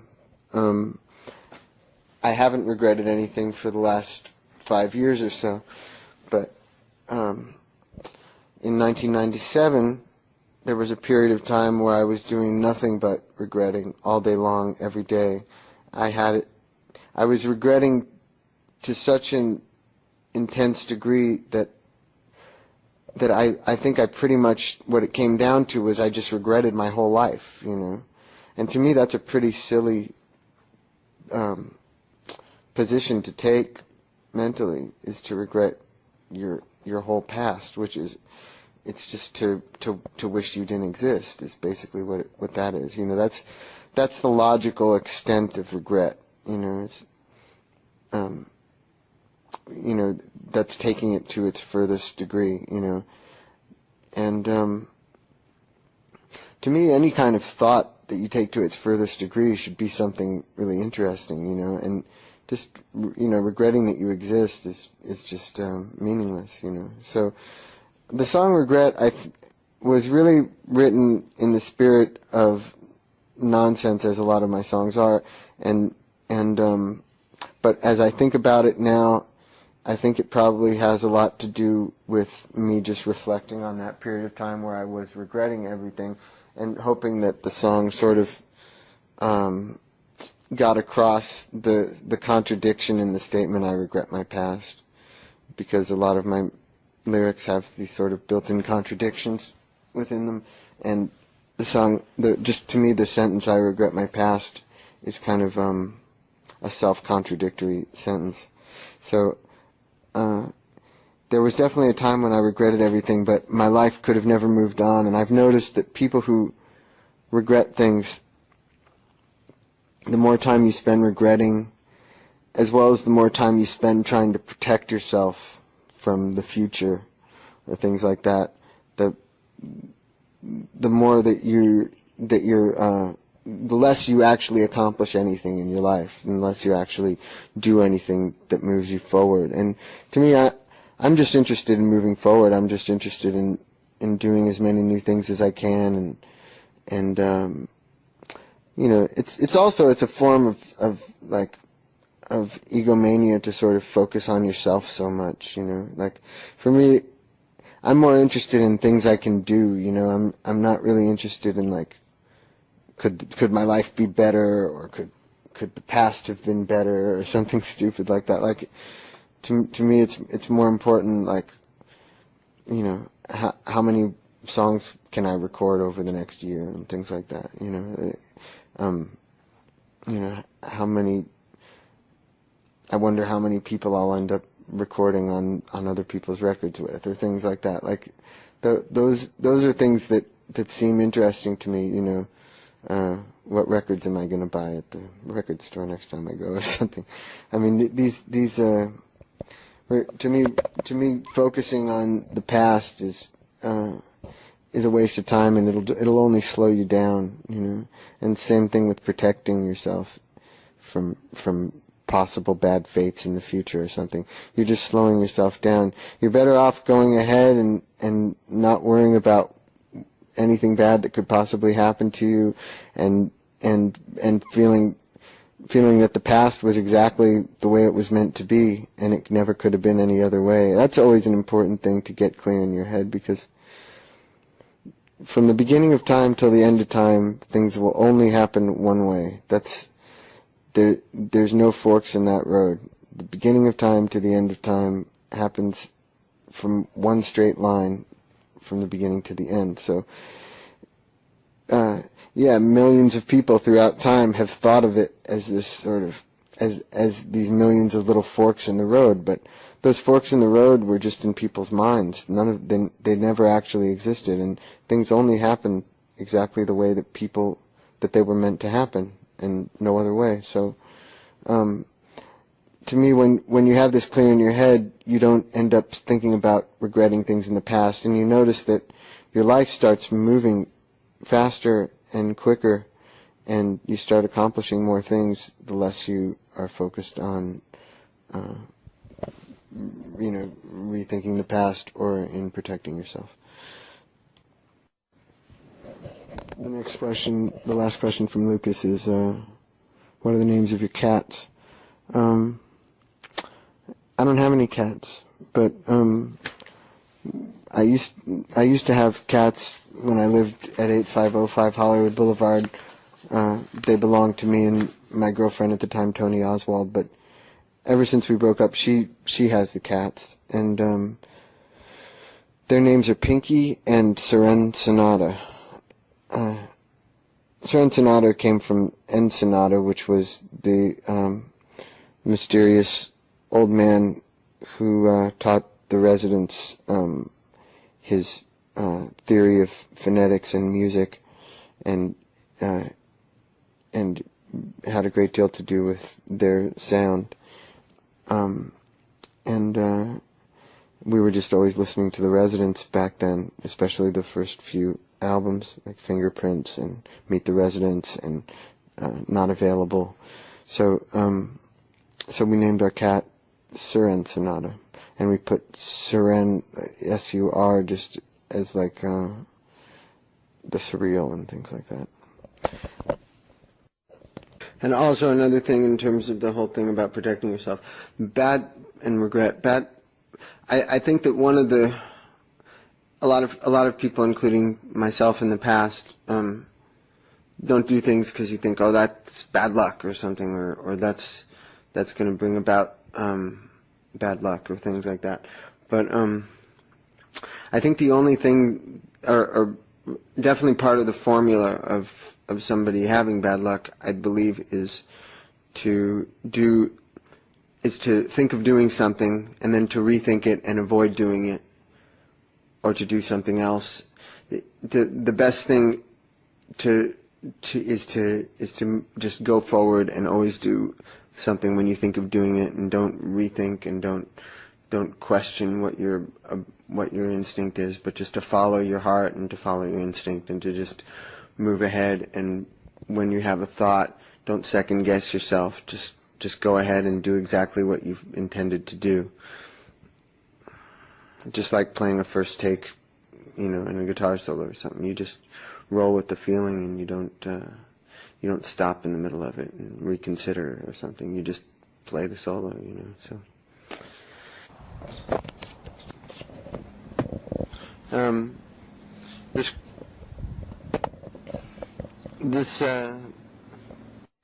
This person asks, so they mentioned that I've been using my handwriting a lot lately, and they're wondering why. It says, have you got any reasons? And it also says, sorry, this is not a music-related question, which is definitely fine. These don't have to be music-related questions. I kind of enjoy the ones that aren't. The reason I like using my handwriting is because a person's personality comes through in their handwriting in all kinds of ways, and I think when you see somebody's handwriting, you learn a lot about them. I know, for instance, even though I can't read Italian, I love looking at Leonardo da Vinci's handwriting. It's so beautiful, and so much of everything there is in him, in his paintings and in his drawings and in his thoughts. I see it all there in his handwriting, and I think to a degree, I feel the same. I see the same. I feel like I see my music in my handwriting. You know, to me, my handwriting looks like my music does. And so that's the reason.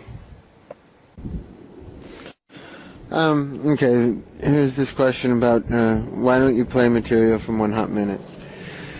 And they're hoping that I give a different answer because it's a John to fan response rather than a John to magazine interview response. For me, magazine interviews are to fan interviews. You know, I don't think of it as the interviewer that I'm talking to in most cases. I realize that it's a communication with the fans, but anyways, so part of this is a repetition of what I've always said, which is that what I've heard of that album I don't like, and you've got to understand what it feels like to be to be a member of a group, and then and to have a very perfectly balanced chemistry, and then to hear somebody else come in where that chemistry isn't balanced anymore. It just sounds so off to me, you know, and I don't think it would sound that way to anybody else to the degree that it does to me. You know, I experienced the same thing recently, I think, with playing, and never mind, I won't say that. But you know, it's just, I have a problem with music that's made because people are in a successful band, and not because they actually had to make the music. You know, like when I feel like somebody makes music because that's what their record contract says to do, I just have a problem with that. You know, and for me, a record like that was made it was very forced. You know, it wasn't something they would have just done as a group of friends. It was something they did because they were a very successful rock group. And I personally have a problem listening to music like that. Like when I feel like somebody's doing it because it's what they're contractually obligated to do it, and when it sounds like that, it's just, you know, and for me, that's what that album is. I'm sorry to put it down, but it's no different. You know, I'm sure you wouldn't like every album that I like. I mean, I like a lot of music I'm sure you wouldn't like, and so in the case of One Hot Minute, it's just something that it just doesn't appeal to me, you know, and you know, the whole thing, and nobody, and to top it off, nobody, Chad nor Flea nor Anthony is really proud of that album either. So actually, I'm not sure about Chad, but I know Flea and Anthony, you know, they like some things on it, but they don't really think very highly of the album, and they would have been fine if they had never made it, you know, and so they don't really push the issue. You know, they say, I'd like to do some of the songs, but only if you really wanted to, and I don't really want to, so that's the answer. Sorry if I'm cold about it, but that's just the way I feel. Okay, this person asks 3 questions. One of them is, John, have you ever written a love song? Yeah, I've written a certain amount of love songs. It seems like sometimes the more sort of, when they get kind of mushy, especially after I'm not with the person anymore, they sound, actually, they just start to sound like not something I'd want to release. And then also it seems like I seem to enjoy the songs that are more about a doomed relationship, or about that we're going to, that there's no way for us to go but to break up, things like that. I've recorded some songs like that recently that'll be on future records. You know, it's I definitely write about people, and I guess I prefer love songs that are written in a sort of a surreal way. I'm not as big on it when it's just straight love songs, but there is actually some songs that I've written that are kind of straight-ahead love songs that I just would never release them, you know. It's some of my songs I could imagine like some, like, you know, pop singer doing or something. They could probably have a hit with them, but I just could never bear to do that sort of thing. You know, I've felt that way before, and I've written songs like that, but I like throwing in like certain, like a line here and there that's a direct, like that's a direct you know, statement directed at somebody, but I like for it to be sort of clouded in a lot of surreal sort of you know, painting a picture type lyrics. So and then the next question is, your music is all about purity, but it doesn't seem like you write about people much. Are you interested in people? I guess I'm interested in what's inside of people. I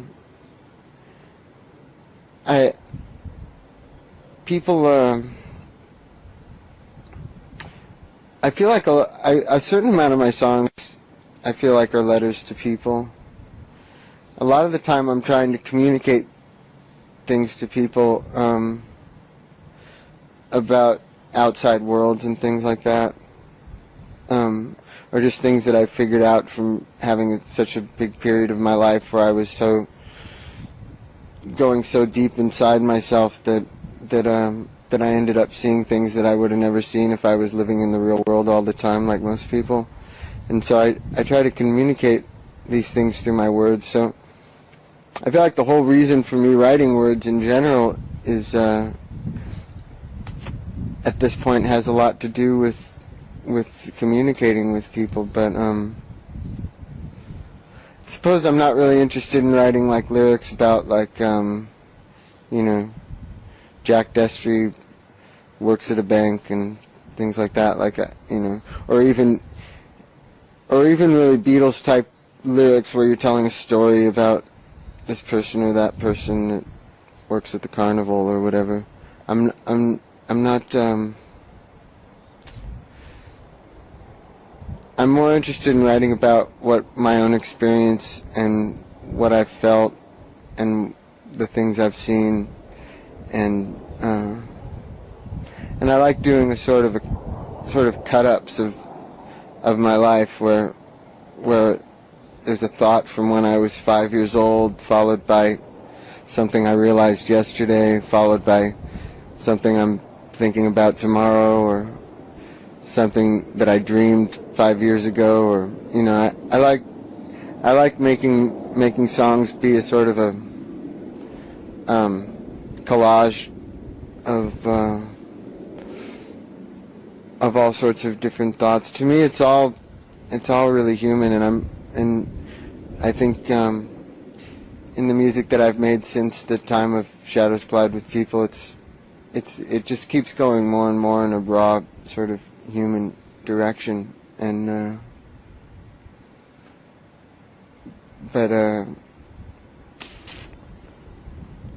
definitely usually when I have as far as it goes back to the love song question, always when I have girlfriends, there's always songs that were directed at that girl, but I just don't, for me it doesn't feel like enough to just write a straight ahead love song. As much as I love the lyrics of music in the 50s and stuff, when songs were pretty much all about love or sex disguised as love or whatever, but I love those kind of lyrics, you know. I love all the really I guess maybe what some people would think of as being real, like, corny or whatever. I love those kind of lyrics, and as an exercise, sometimes I do try to write something that doesn't have any surreal talk in it. You'll hear some in the future. But a lot of the time, it seems like they're more sad songs about that I know I can't go through with this relationship, things like that. but they are very direct and to somebody in that way. But the love songs, the songs that ended up being directed at girlfriends are like one girlfriend, the song "Running Away Into You" on my first solo record. I always thought of that as being a song to her, and my last girlfriend, the song "Every Person," I thought of as being to her. But a lot of the time that's not what the whole song amounts to, because at the same time that's not really what your feelings about somebody amount to. They're not really about just that person. They're about things going on inside of yourself. They're about your whole life leading up to that point. Your feelings about a person are never really the whole picture. So I guess that's why I wouldn't want to write a whole song just about my feelings on one person in that one-dimensional way. To me, if you bring other concepts into the same song, you're actually giving a more complete image of your feelings for that person anyways. And then the other question from that person is, John, do you think that dedicating your life to making music is enough? Well, that's the only thing that I'm good at, so that's really, whether it's enough or not, it's all I can really do. But, you know, I don't think that that's all I do. For instance, I think that, you know, my friendships with the people who I'm friends with, hopefully I bring something nice into their life that has nothing to do with the fact that I play music, but it's just because I'm here and I'm myself and I'm who I am. And so, and I know that my friends, that's how they affect me. My friend Josh Klinghoffer, my friends Omar Rodriguez, if they didn't play music at all, if it was just our friendship alone, that would, hold on, the phone's ringing.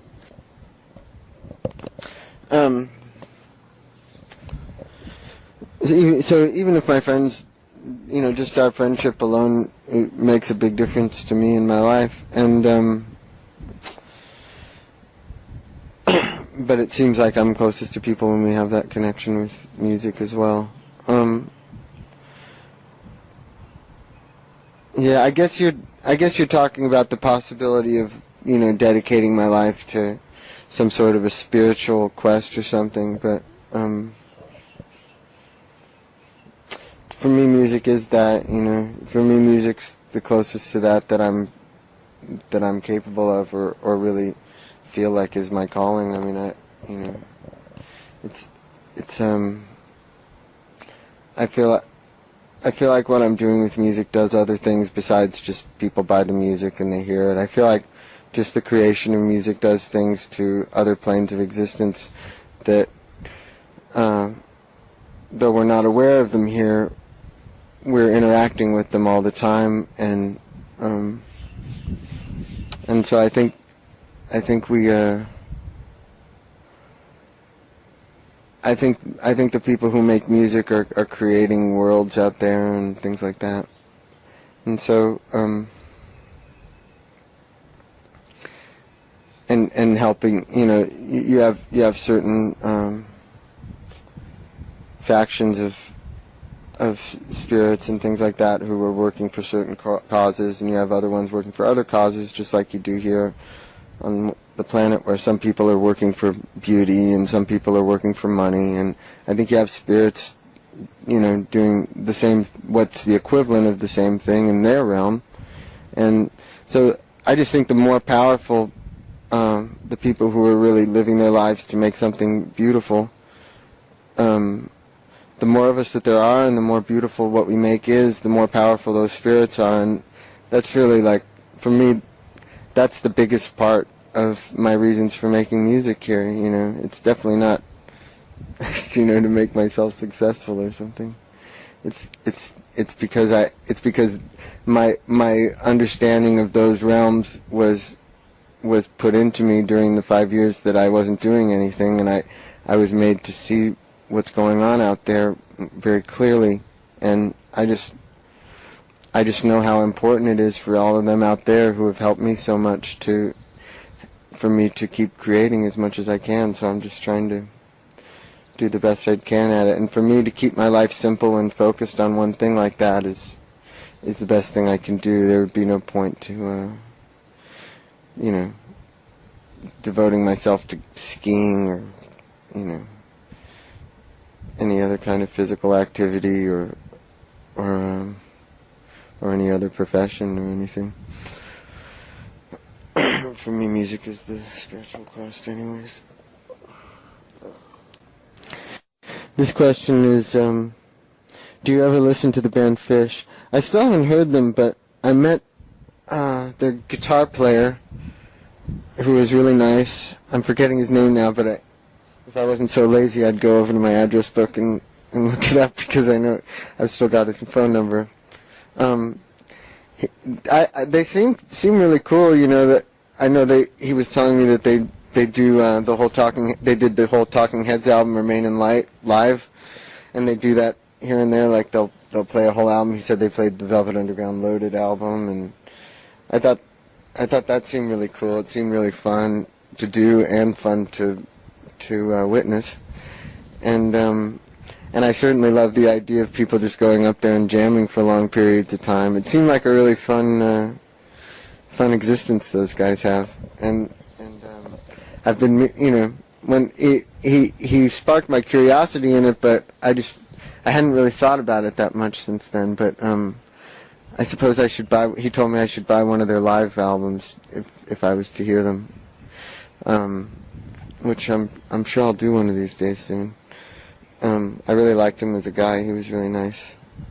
And then the other question is, do you see the Chili Peppers or yourself getting deeper into improvisational territory? Yeah, we definitely have in the, like for instance, on the Californication tour, we had just started doing like sort of real noisy sort of endings for shows. The first couple that we even did, we released as B-sides of End of Show Brisbane and End of Show State College.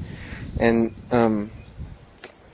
it was, and then on the By the Way tour, we really started getting deep into that, sometimes improvising as much as like 50 minutes, 50 minutes at the end of performances. And, we throw little improvisations into the show, but with us, there's kind of a balance that we have to have, because Anthony, while he is definitely one of the few singers that really does improvise with us. A lot of singers have a hard time improvising words and stuff, and he's really good at it, but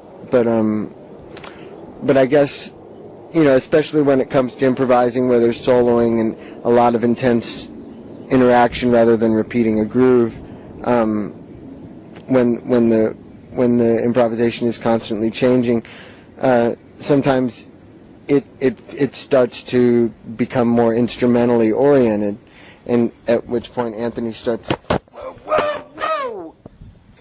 Fuck. Sorry, I won't explain what just happened, but that was just a real crisis, but it's all right now. Oh God. So, what was I saying? Yeah, so Anthony is, so it's just something that we have to, find a middle ground for, improvisation is the whole way that our music comes about, and so, and it's something that I would say all four of us are really deeply into, but, and as far as doing it on stage, we do it a lot, but to do it to the degree that someone like Fish does it, see, Fish doesn't have a lead vocalist from what I remember from my conversations with that guy. They all play instruments, and a number of them sing, so in Anthony's case, while we're improvising, he has to just be kind of standing around waiting, and for him he starts to kind of lose his flow from just standing around. he does support us by dancing and things like that, but there's only so much a guy can do before he starts to feel like he's not really part of what's going on. So that's the difference in a band like Fish. They all play instruments, so they all have nobody's left out when there's no vocal. And improvisational music is largely about being instrumental. Even if you have a vocalist who can improvise, you wouldn't want to just hear that for a whole hour or whatever, whereas, instrumental music can go on for 3 hours and it's great, So, that's the answer to that. This person asks, did you have a guitar teacher? Oh, this person's name is John Orme. Did you have a guitar teacher when you were younger? And how long did you have lessons? They say, I want to be a guitarist, but I don't think I'm going the right way about it. Yeah, for a while I just sort of bounced from guitar teacher to guitar teacher, never really feeling like I'd found the right one. Because we wouldn't share the same opinions on things. I think my first guitar teacher told me that Joe Pass was better than Jeff Beck. And I thought, I'd never heard of Joe Pass, but I said, I said, better than Jeff Beck. Wow, I didn't think anybody was better than Jeff Beck. And then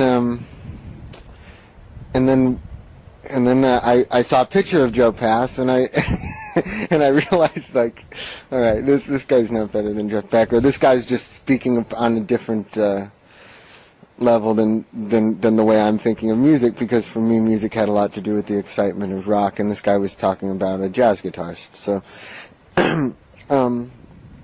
and actually, I think I might have had a guitar lesson just before that. The guy just didn't know punk at all, and punk was the main thing that I was into. So, I only had one lesson from him, and then I had another teacher who, he seemed to know, like, I guess he liked Yes, and I liked Yes a lot. And so he knew how to play a few Steve Howe things or something, but he also didn't like punk. So I had a few lessons from him, but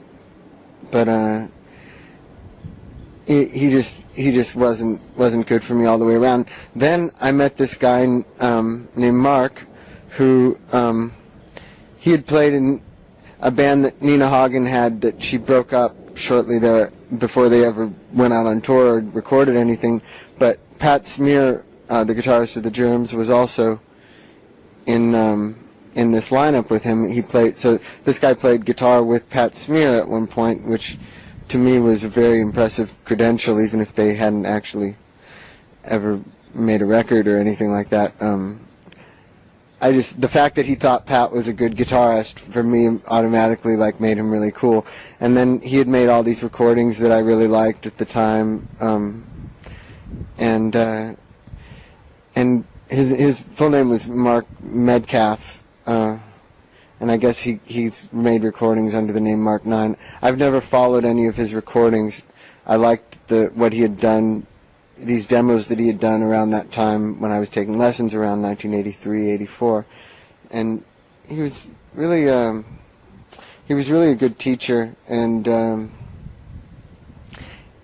lot of the time lessons would consist of me asking questions like, how does Jimi Hendrix get this really high feedback right here, or how does a recording studio work, or what does a sequencer do, or he would answer all these questions. And he was actually the first person who ever brought me up on stage.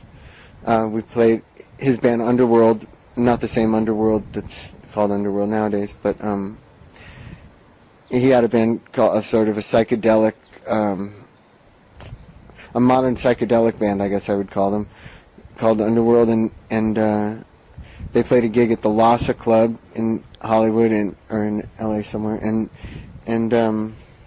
and I played guitar on one song, and it was I was 14 years old, and I really got, it was a real song a guitarist could sink his teeth into, because it started out with these real sort of soft ambient parts, and then it built to, it was a 60s song called Mr. Blue, a psychedelic song, and then it had like fast punk part, like a part that sped up to punk rock speed, and then broke down into like real slow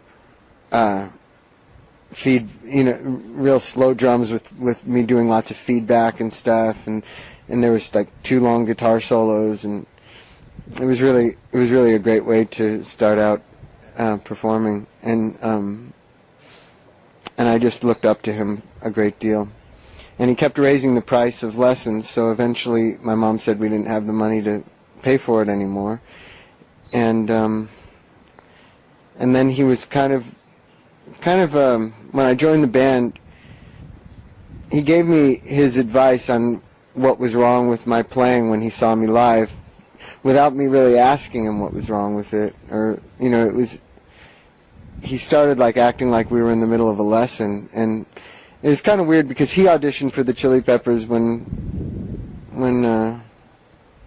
I was 14, and he didn't get into the band, and I did get into the band, but he was telling me how I should play, and I just thought, I just resented that, and I haven't spoken to him since. But and I don't really speak about him much in interviews because I just thought he was such a jerk that, why should I give him props? But he actually was a really good teacher, and if you would have asked me about him when I was 14, I would have said he was the living end. I just loved him, and his opinions meant everything to me, and I thought of him as being one of my favorite guitarists and all that.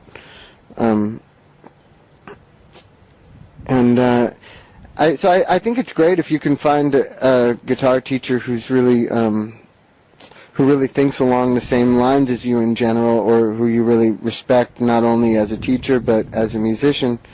I think if you're lucky enough to find somebody like that, it can really help. Otherwise, I think it's good to just bounce from teacher to teacher. I think even though I was sad when I had to stop taking lessons from him, I think I made a certain kind of I learned a lot just from not only from teaching myself things and trying to just motivate myself to learn things.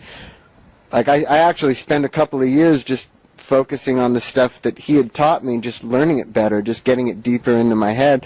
I think I probably learned more from the lessons I took with him after I stopped taking lessons from him than before, because I still had all the pieces of paper, and I just went deeper into the information and started applying it more. You can, but even if you don't find a teacher that you like, if you find somebody who can at least show you,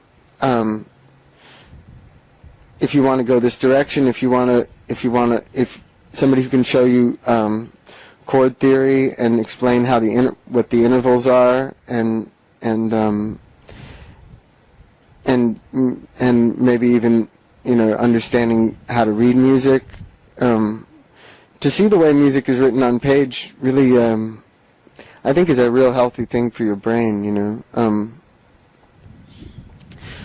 Even if you don't sight read on your instrument, to at least understand the way that music can be translated into a written language is really helpful. For instance, Flea, he knew how to read music on the trumpet from when he was a little kid, but he just never actually sat there and read any music on his bass.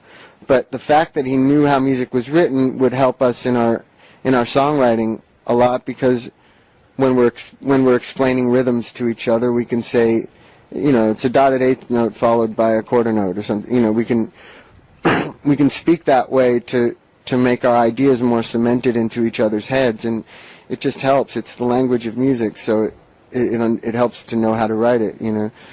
You can also, I also think that it can be just as good to go the other route and to not learn things from a theoretical standpoint, but to just learn things based on feeling them and based on learning things by ear and things like that.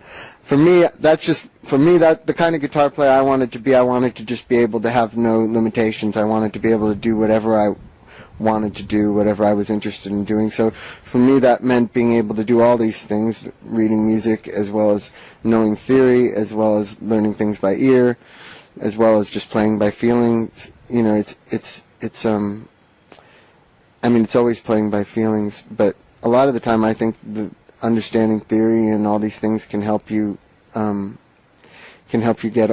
get all these ideas out quicker. For instance, if you were making up a harmony part to something, if you played guitar, yeah, you can just go by feel, whatever that would mean. For me, I automatically know where the third is and where the fifth is, and for me, making a harmony to something is pretty much just following the dots. It's not, I don't have to depend on luck, and I don't have to depend on somebody who plays by feel. When they're coming up with things like harmonies, they're depending on kind of luck, and I just don't like to leave it in the hands of that. For me, luck is going to be like whether the whole thing is good or not, but not whether I'm capable of coming up with a harmony. For me, it really helps to automatically know, you know, where the next harmony goes, and where the one higher than that goes, and where the one higher than that goes.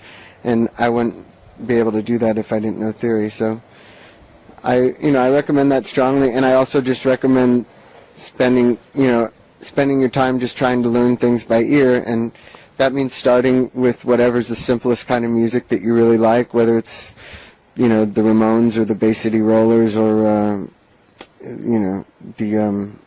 the Shags or something.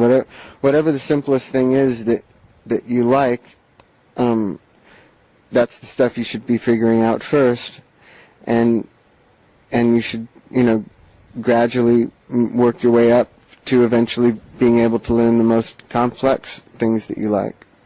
And I highly recommend evenly dividing your time between these different practices, whether it's, you know, spending a certain amount of time on scales, a certain amount of time on chords, a certain amount of time on reading music, a certain amount of time on just playing to a metronome in order to get faster, and to make your sense of time better, a certain amount of time learning things off of records, a certain amount of time, you know,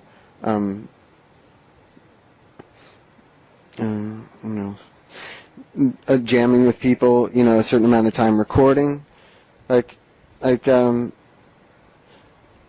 know, for me, once you get to a level where you're adequate in each one of these areas, then you can find a way for yourself to be spending, you know, 8 hours a day playing or 10 hours a day playing. But even practicing a half hour every day or an hour every day, I would say you can still get pretty far. But to me, if you want to be at a certain level of guitar playing, you've got to practice more than that. You know, you got to be the kind of guy that just wants to sit there all day playing guitar.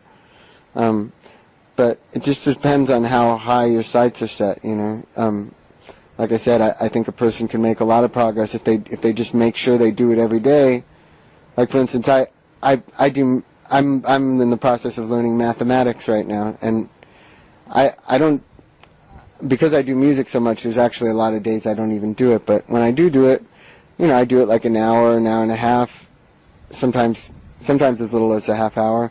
And, you know, I've made a lot of progress in the last few months, and I think it's the same with any endeavor. You know, I think if you just make sure you do it consistently, that you'll make progress doing it. But, you know, a good teacher will help, but I know a lot of people who have never taken a lesson and who have wonderful styles, you know. This person says, when do you find yourself most able to be creative, and how do you maintain it in order to best capture that creative spark? And they say they were wondering this because, I quote, I don't play anything, but sometimes I have a hard time keeping my grasp on what it is I'm trying to put down in physical when I'm drawing it from what is in my mind. Thank you.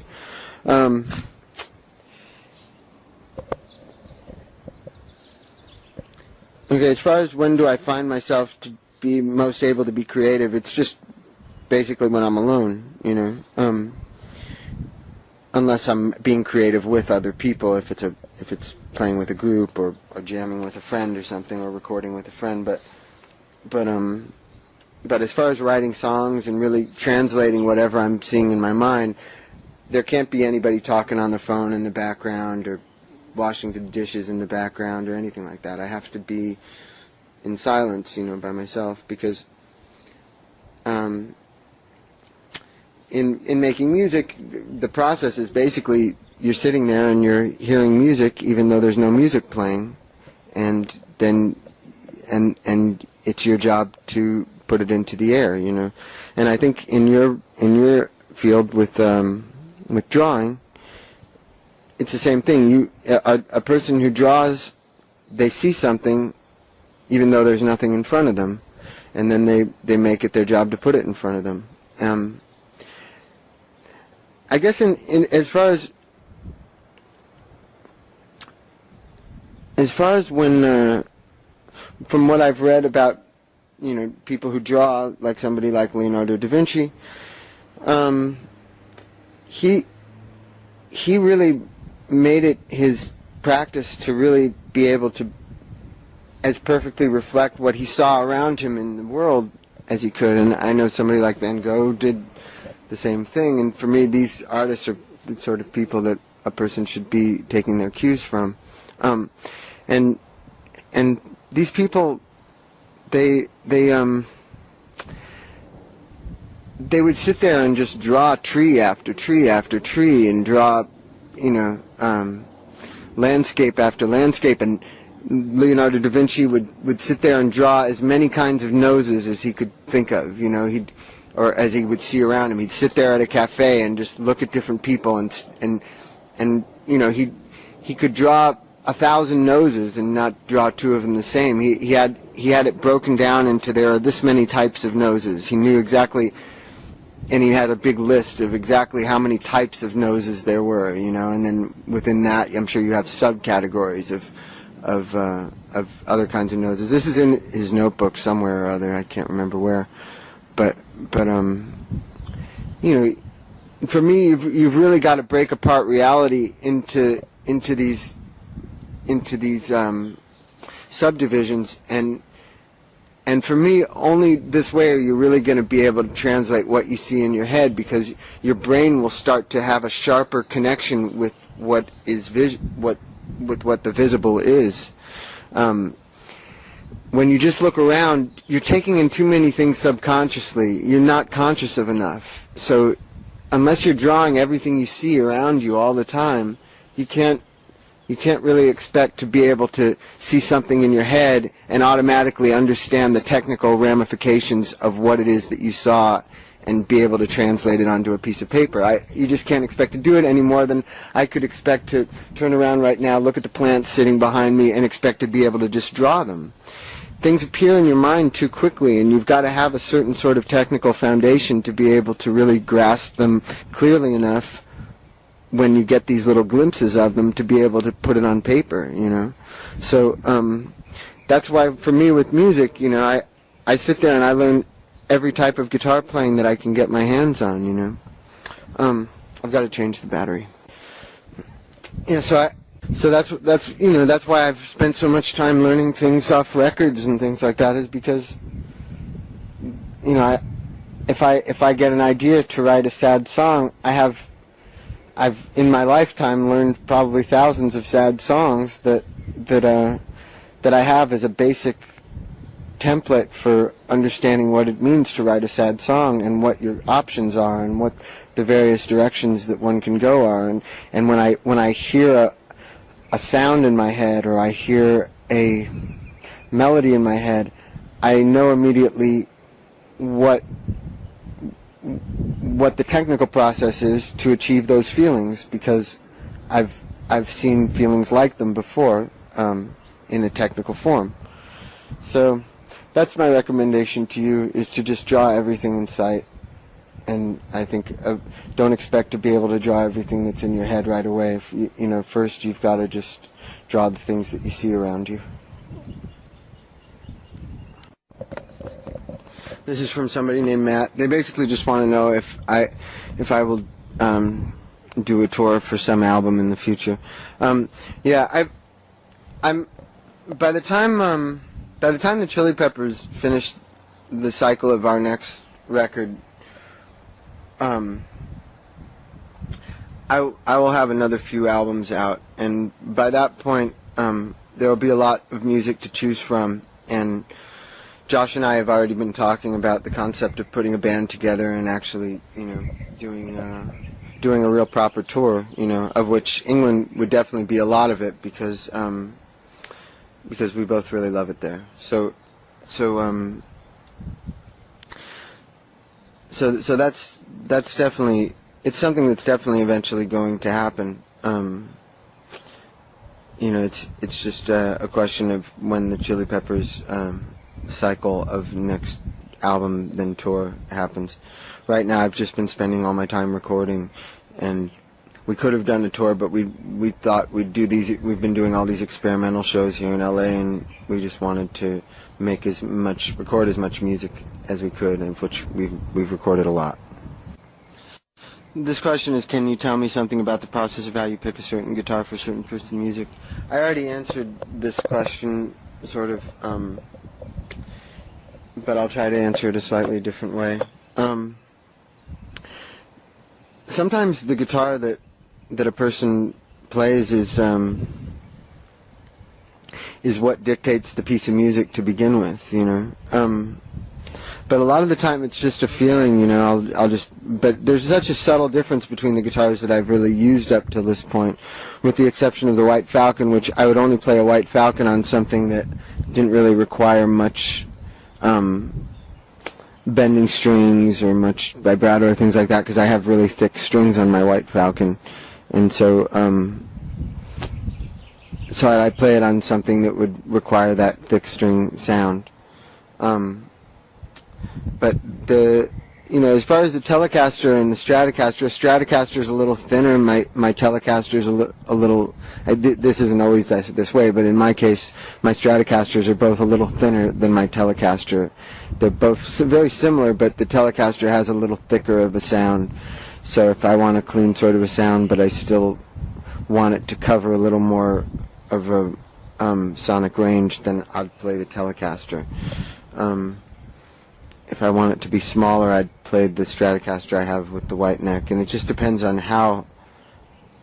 It just depends on how hard I want to go. But sometimes I just don't have a choice. Like on the last album that I made, which you haven't heard yet, there's a Telecaster.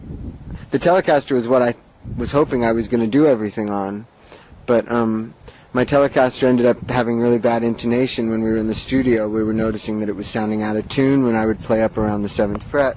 So I ended up doing everything on the Strats, and they sounded just as good. I really don't think that the guitar is actually that important, For me, it's more about the way a person plays it, You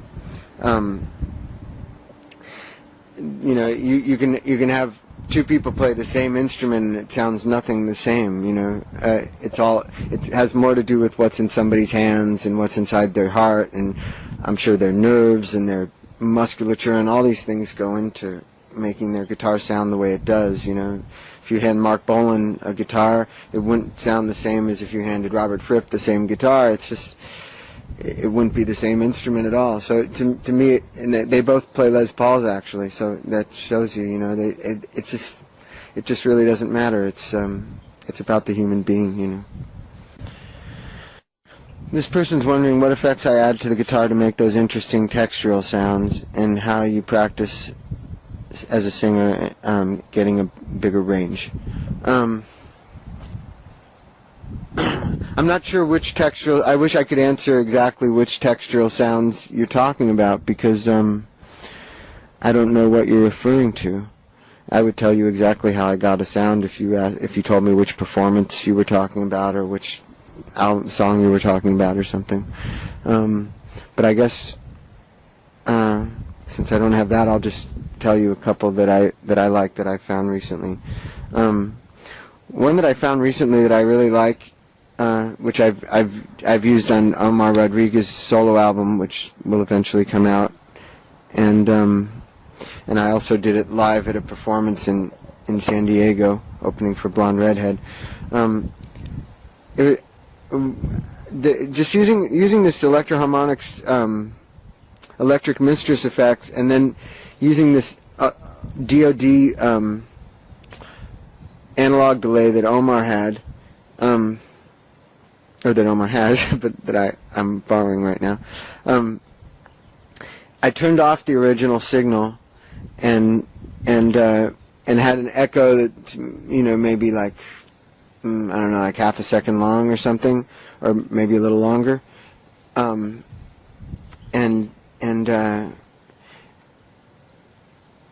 set it to one repeat or maybe a couple of repeats, and it, for some reason with this DoD delay, it completely takes away the attack of the note, which is something you can also do on the synthesizer. You can send a gate from an external input to an ADSR, which can control a VCA, and you can get rid of the attack of a note, and that automatically creates a real non-guitar-like texture, because part of the timbre of a guitar is the attack, and when it's not there anymore, it really doesn't sound much like a guitar anymore. And between that electric mistress and the DoD pedal, and I was also using the Holy Grail reverb pedal by Electroharmonics, and turned that almost all the way up, and you get all kinds of feedback kind of sounds, but and when you play chords and you play high notes within the chords, everything just sort of sounds like it's a cloud. It ceases to be chords and melodies anymore. It just starts to be this real kind of cloudy, colorful, like bursts of color. It's just really a good sound. I was so happy when I discovered it. Me and Omar and Cedric were just like, what is that sound? Like, how did that happen, And it's a really good piece of music that Omar put together for that song. Brilliant singing from Cedric on it. I hope you hear it. And let's see. Some other. I like running my guitar through my synthesizer. There's all kinds of interesting things that a person can do with filters and with distortion, and I'm talking about like the kind of distortion that a person can add, sort of not so much from a distortion pedal, but just from overdriving it going through a synthesizer. I have this analog Dope4 modular synthesizer. You can get such great distortion out of it. It's nothing like a distortion pedal. It's much more sort of unnatural sounding, and that's a good textural sound. As far as practicing as a singer and getting a big range, it's I have a vocal teacher named Ron Anderson who's a really great vocal teacher. He teaches Bjork. He's very expensive, but he really knows what he's talking about. And even if a person saves up for one lesson with him, that one lesson can really change your singing forever. And you record it and you practice that one lesson for a long time, and I've he's just really made the hugest difference. I just feel like I owe him so much. He's really done wonderful things for me, and it also just comes from working at it all the time. I mean, I sit there and sing along with records all the time, and a few years ago my singing I felt like was at like the lowest point it had ever been at in my life, but it was just because I hadn't worked on it, and I just had to really put the time into it. So it's the same way with anything. You just have to do it a lot. I guess I spent a lot of time practicing singing harmonies with Josh. We would stay up till 6, 7 in the morning, singing harmonies to Beatles songs all night, and I would listen to like Queen records or whatever, and I guess this is something you can only do if you already have kind of a good ear from playing an instrument, but I would sing along with, I'd listen to the harmonies, and I'd sing along with one harmony part, and then I'd go back to the beginning of the song and sing along with the next harmony part, and then sing along with the next one, and I think that really helped me to be able to get a better idea of how to sing in harmony. This question is, do you think you'll release Omar, Flea, and prog rock songs on a label, or just put them on the internet? I'll release them on a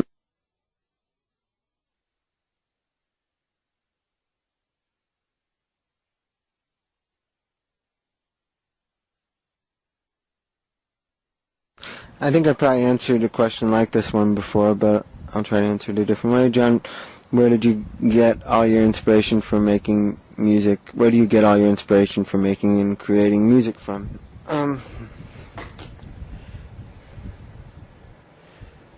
God, it's hard to say. There's for me, like, there's so much music everywhere. Like, when I look in the sky, or when I look at a tree, or when I look at, somebody who I love's face or something. It's just, for me, I see music in all these things,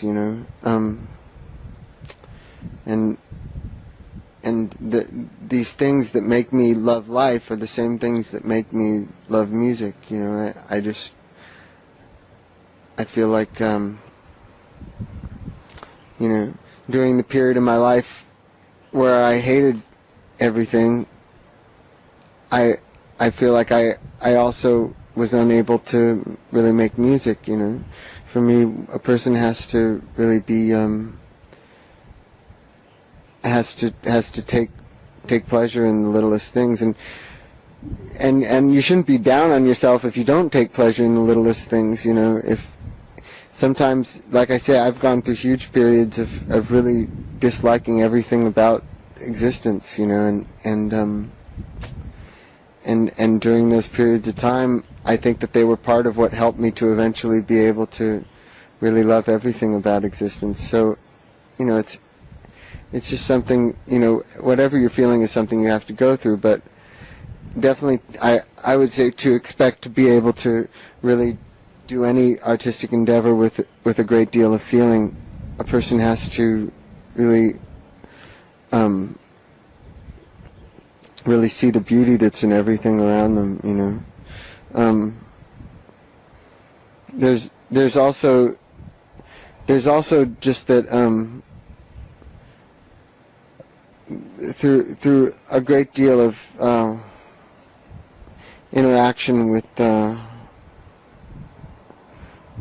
people who are living elsewhere other than the planet Earth.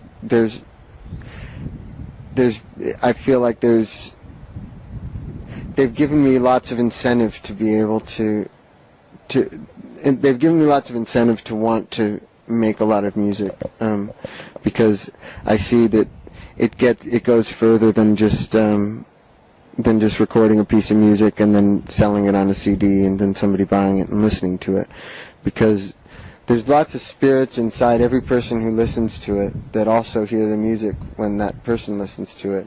And this is a big part of the reason why people feel so much when they listen to music, is because they're not the only ones hearing it when they're hearing it.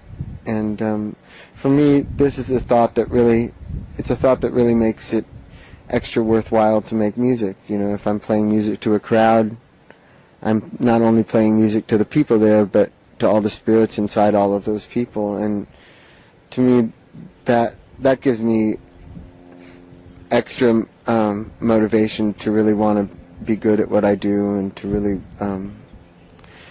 just to be the best I can be at what I do.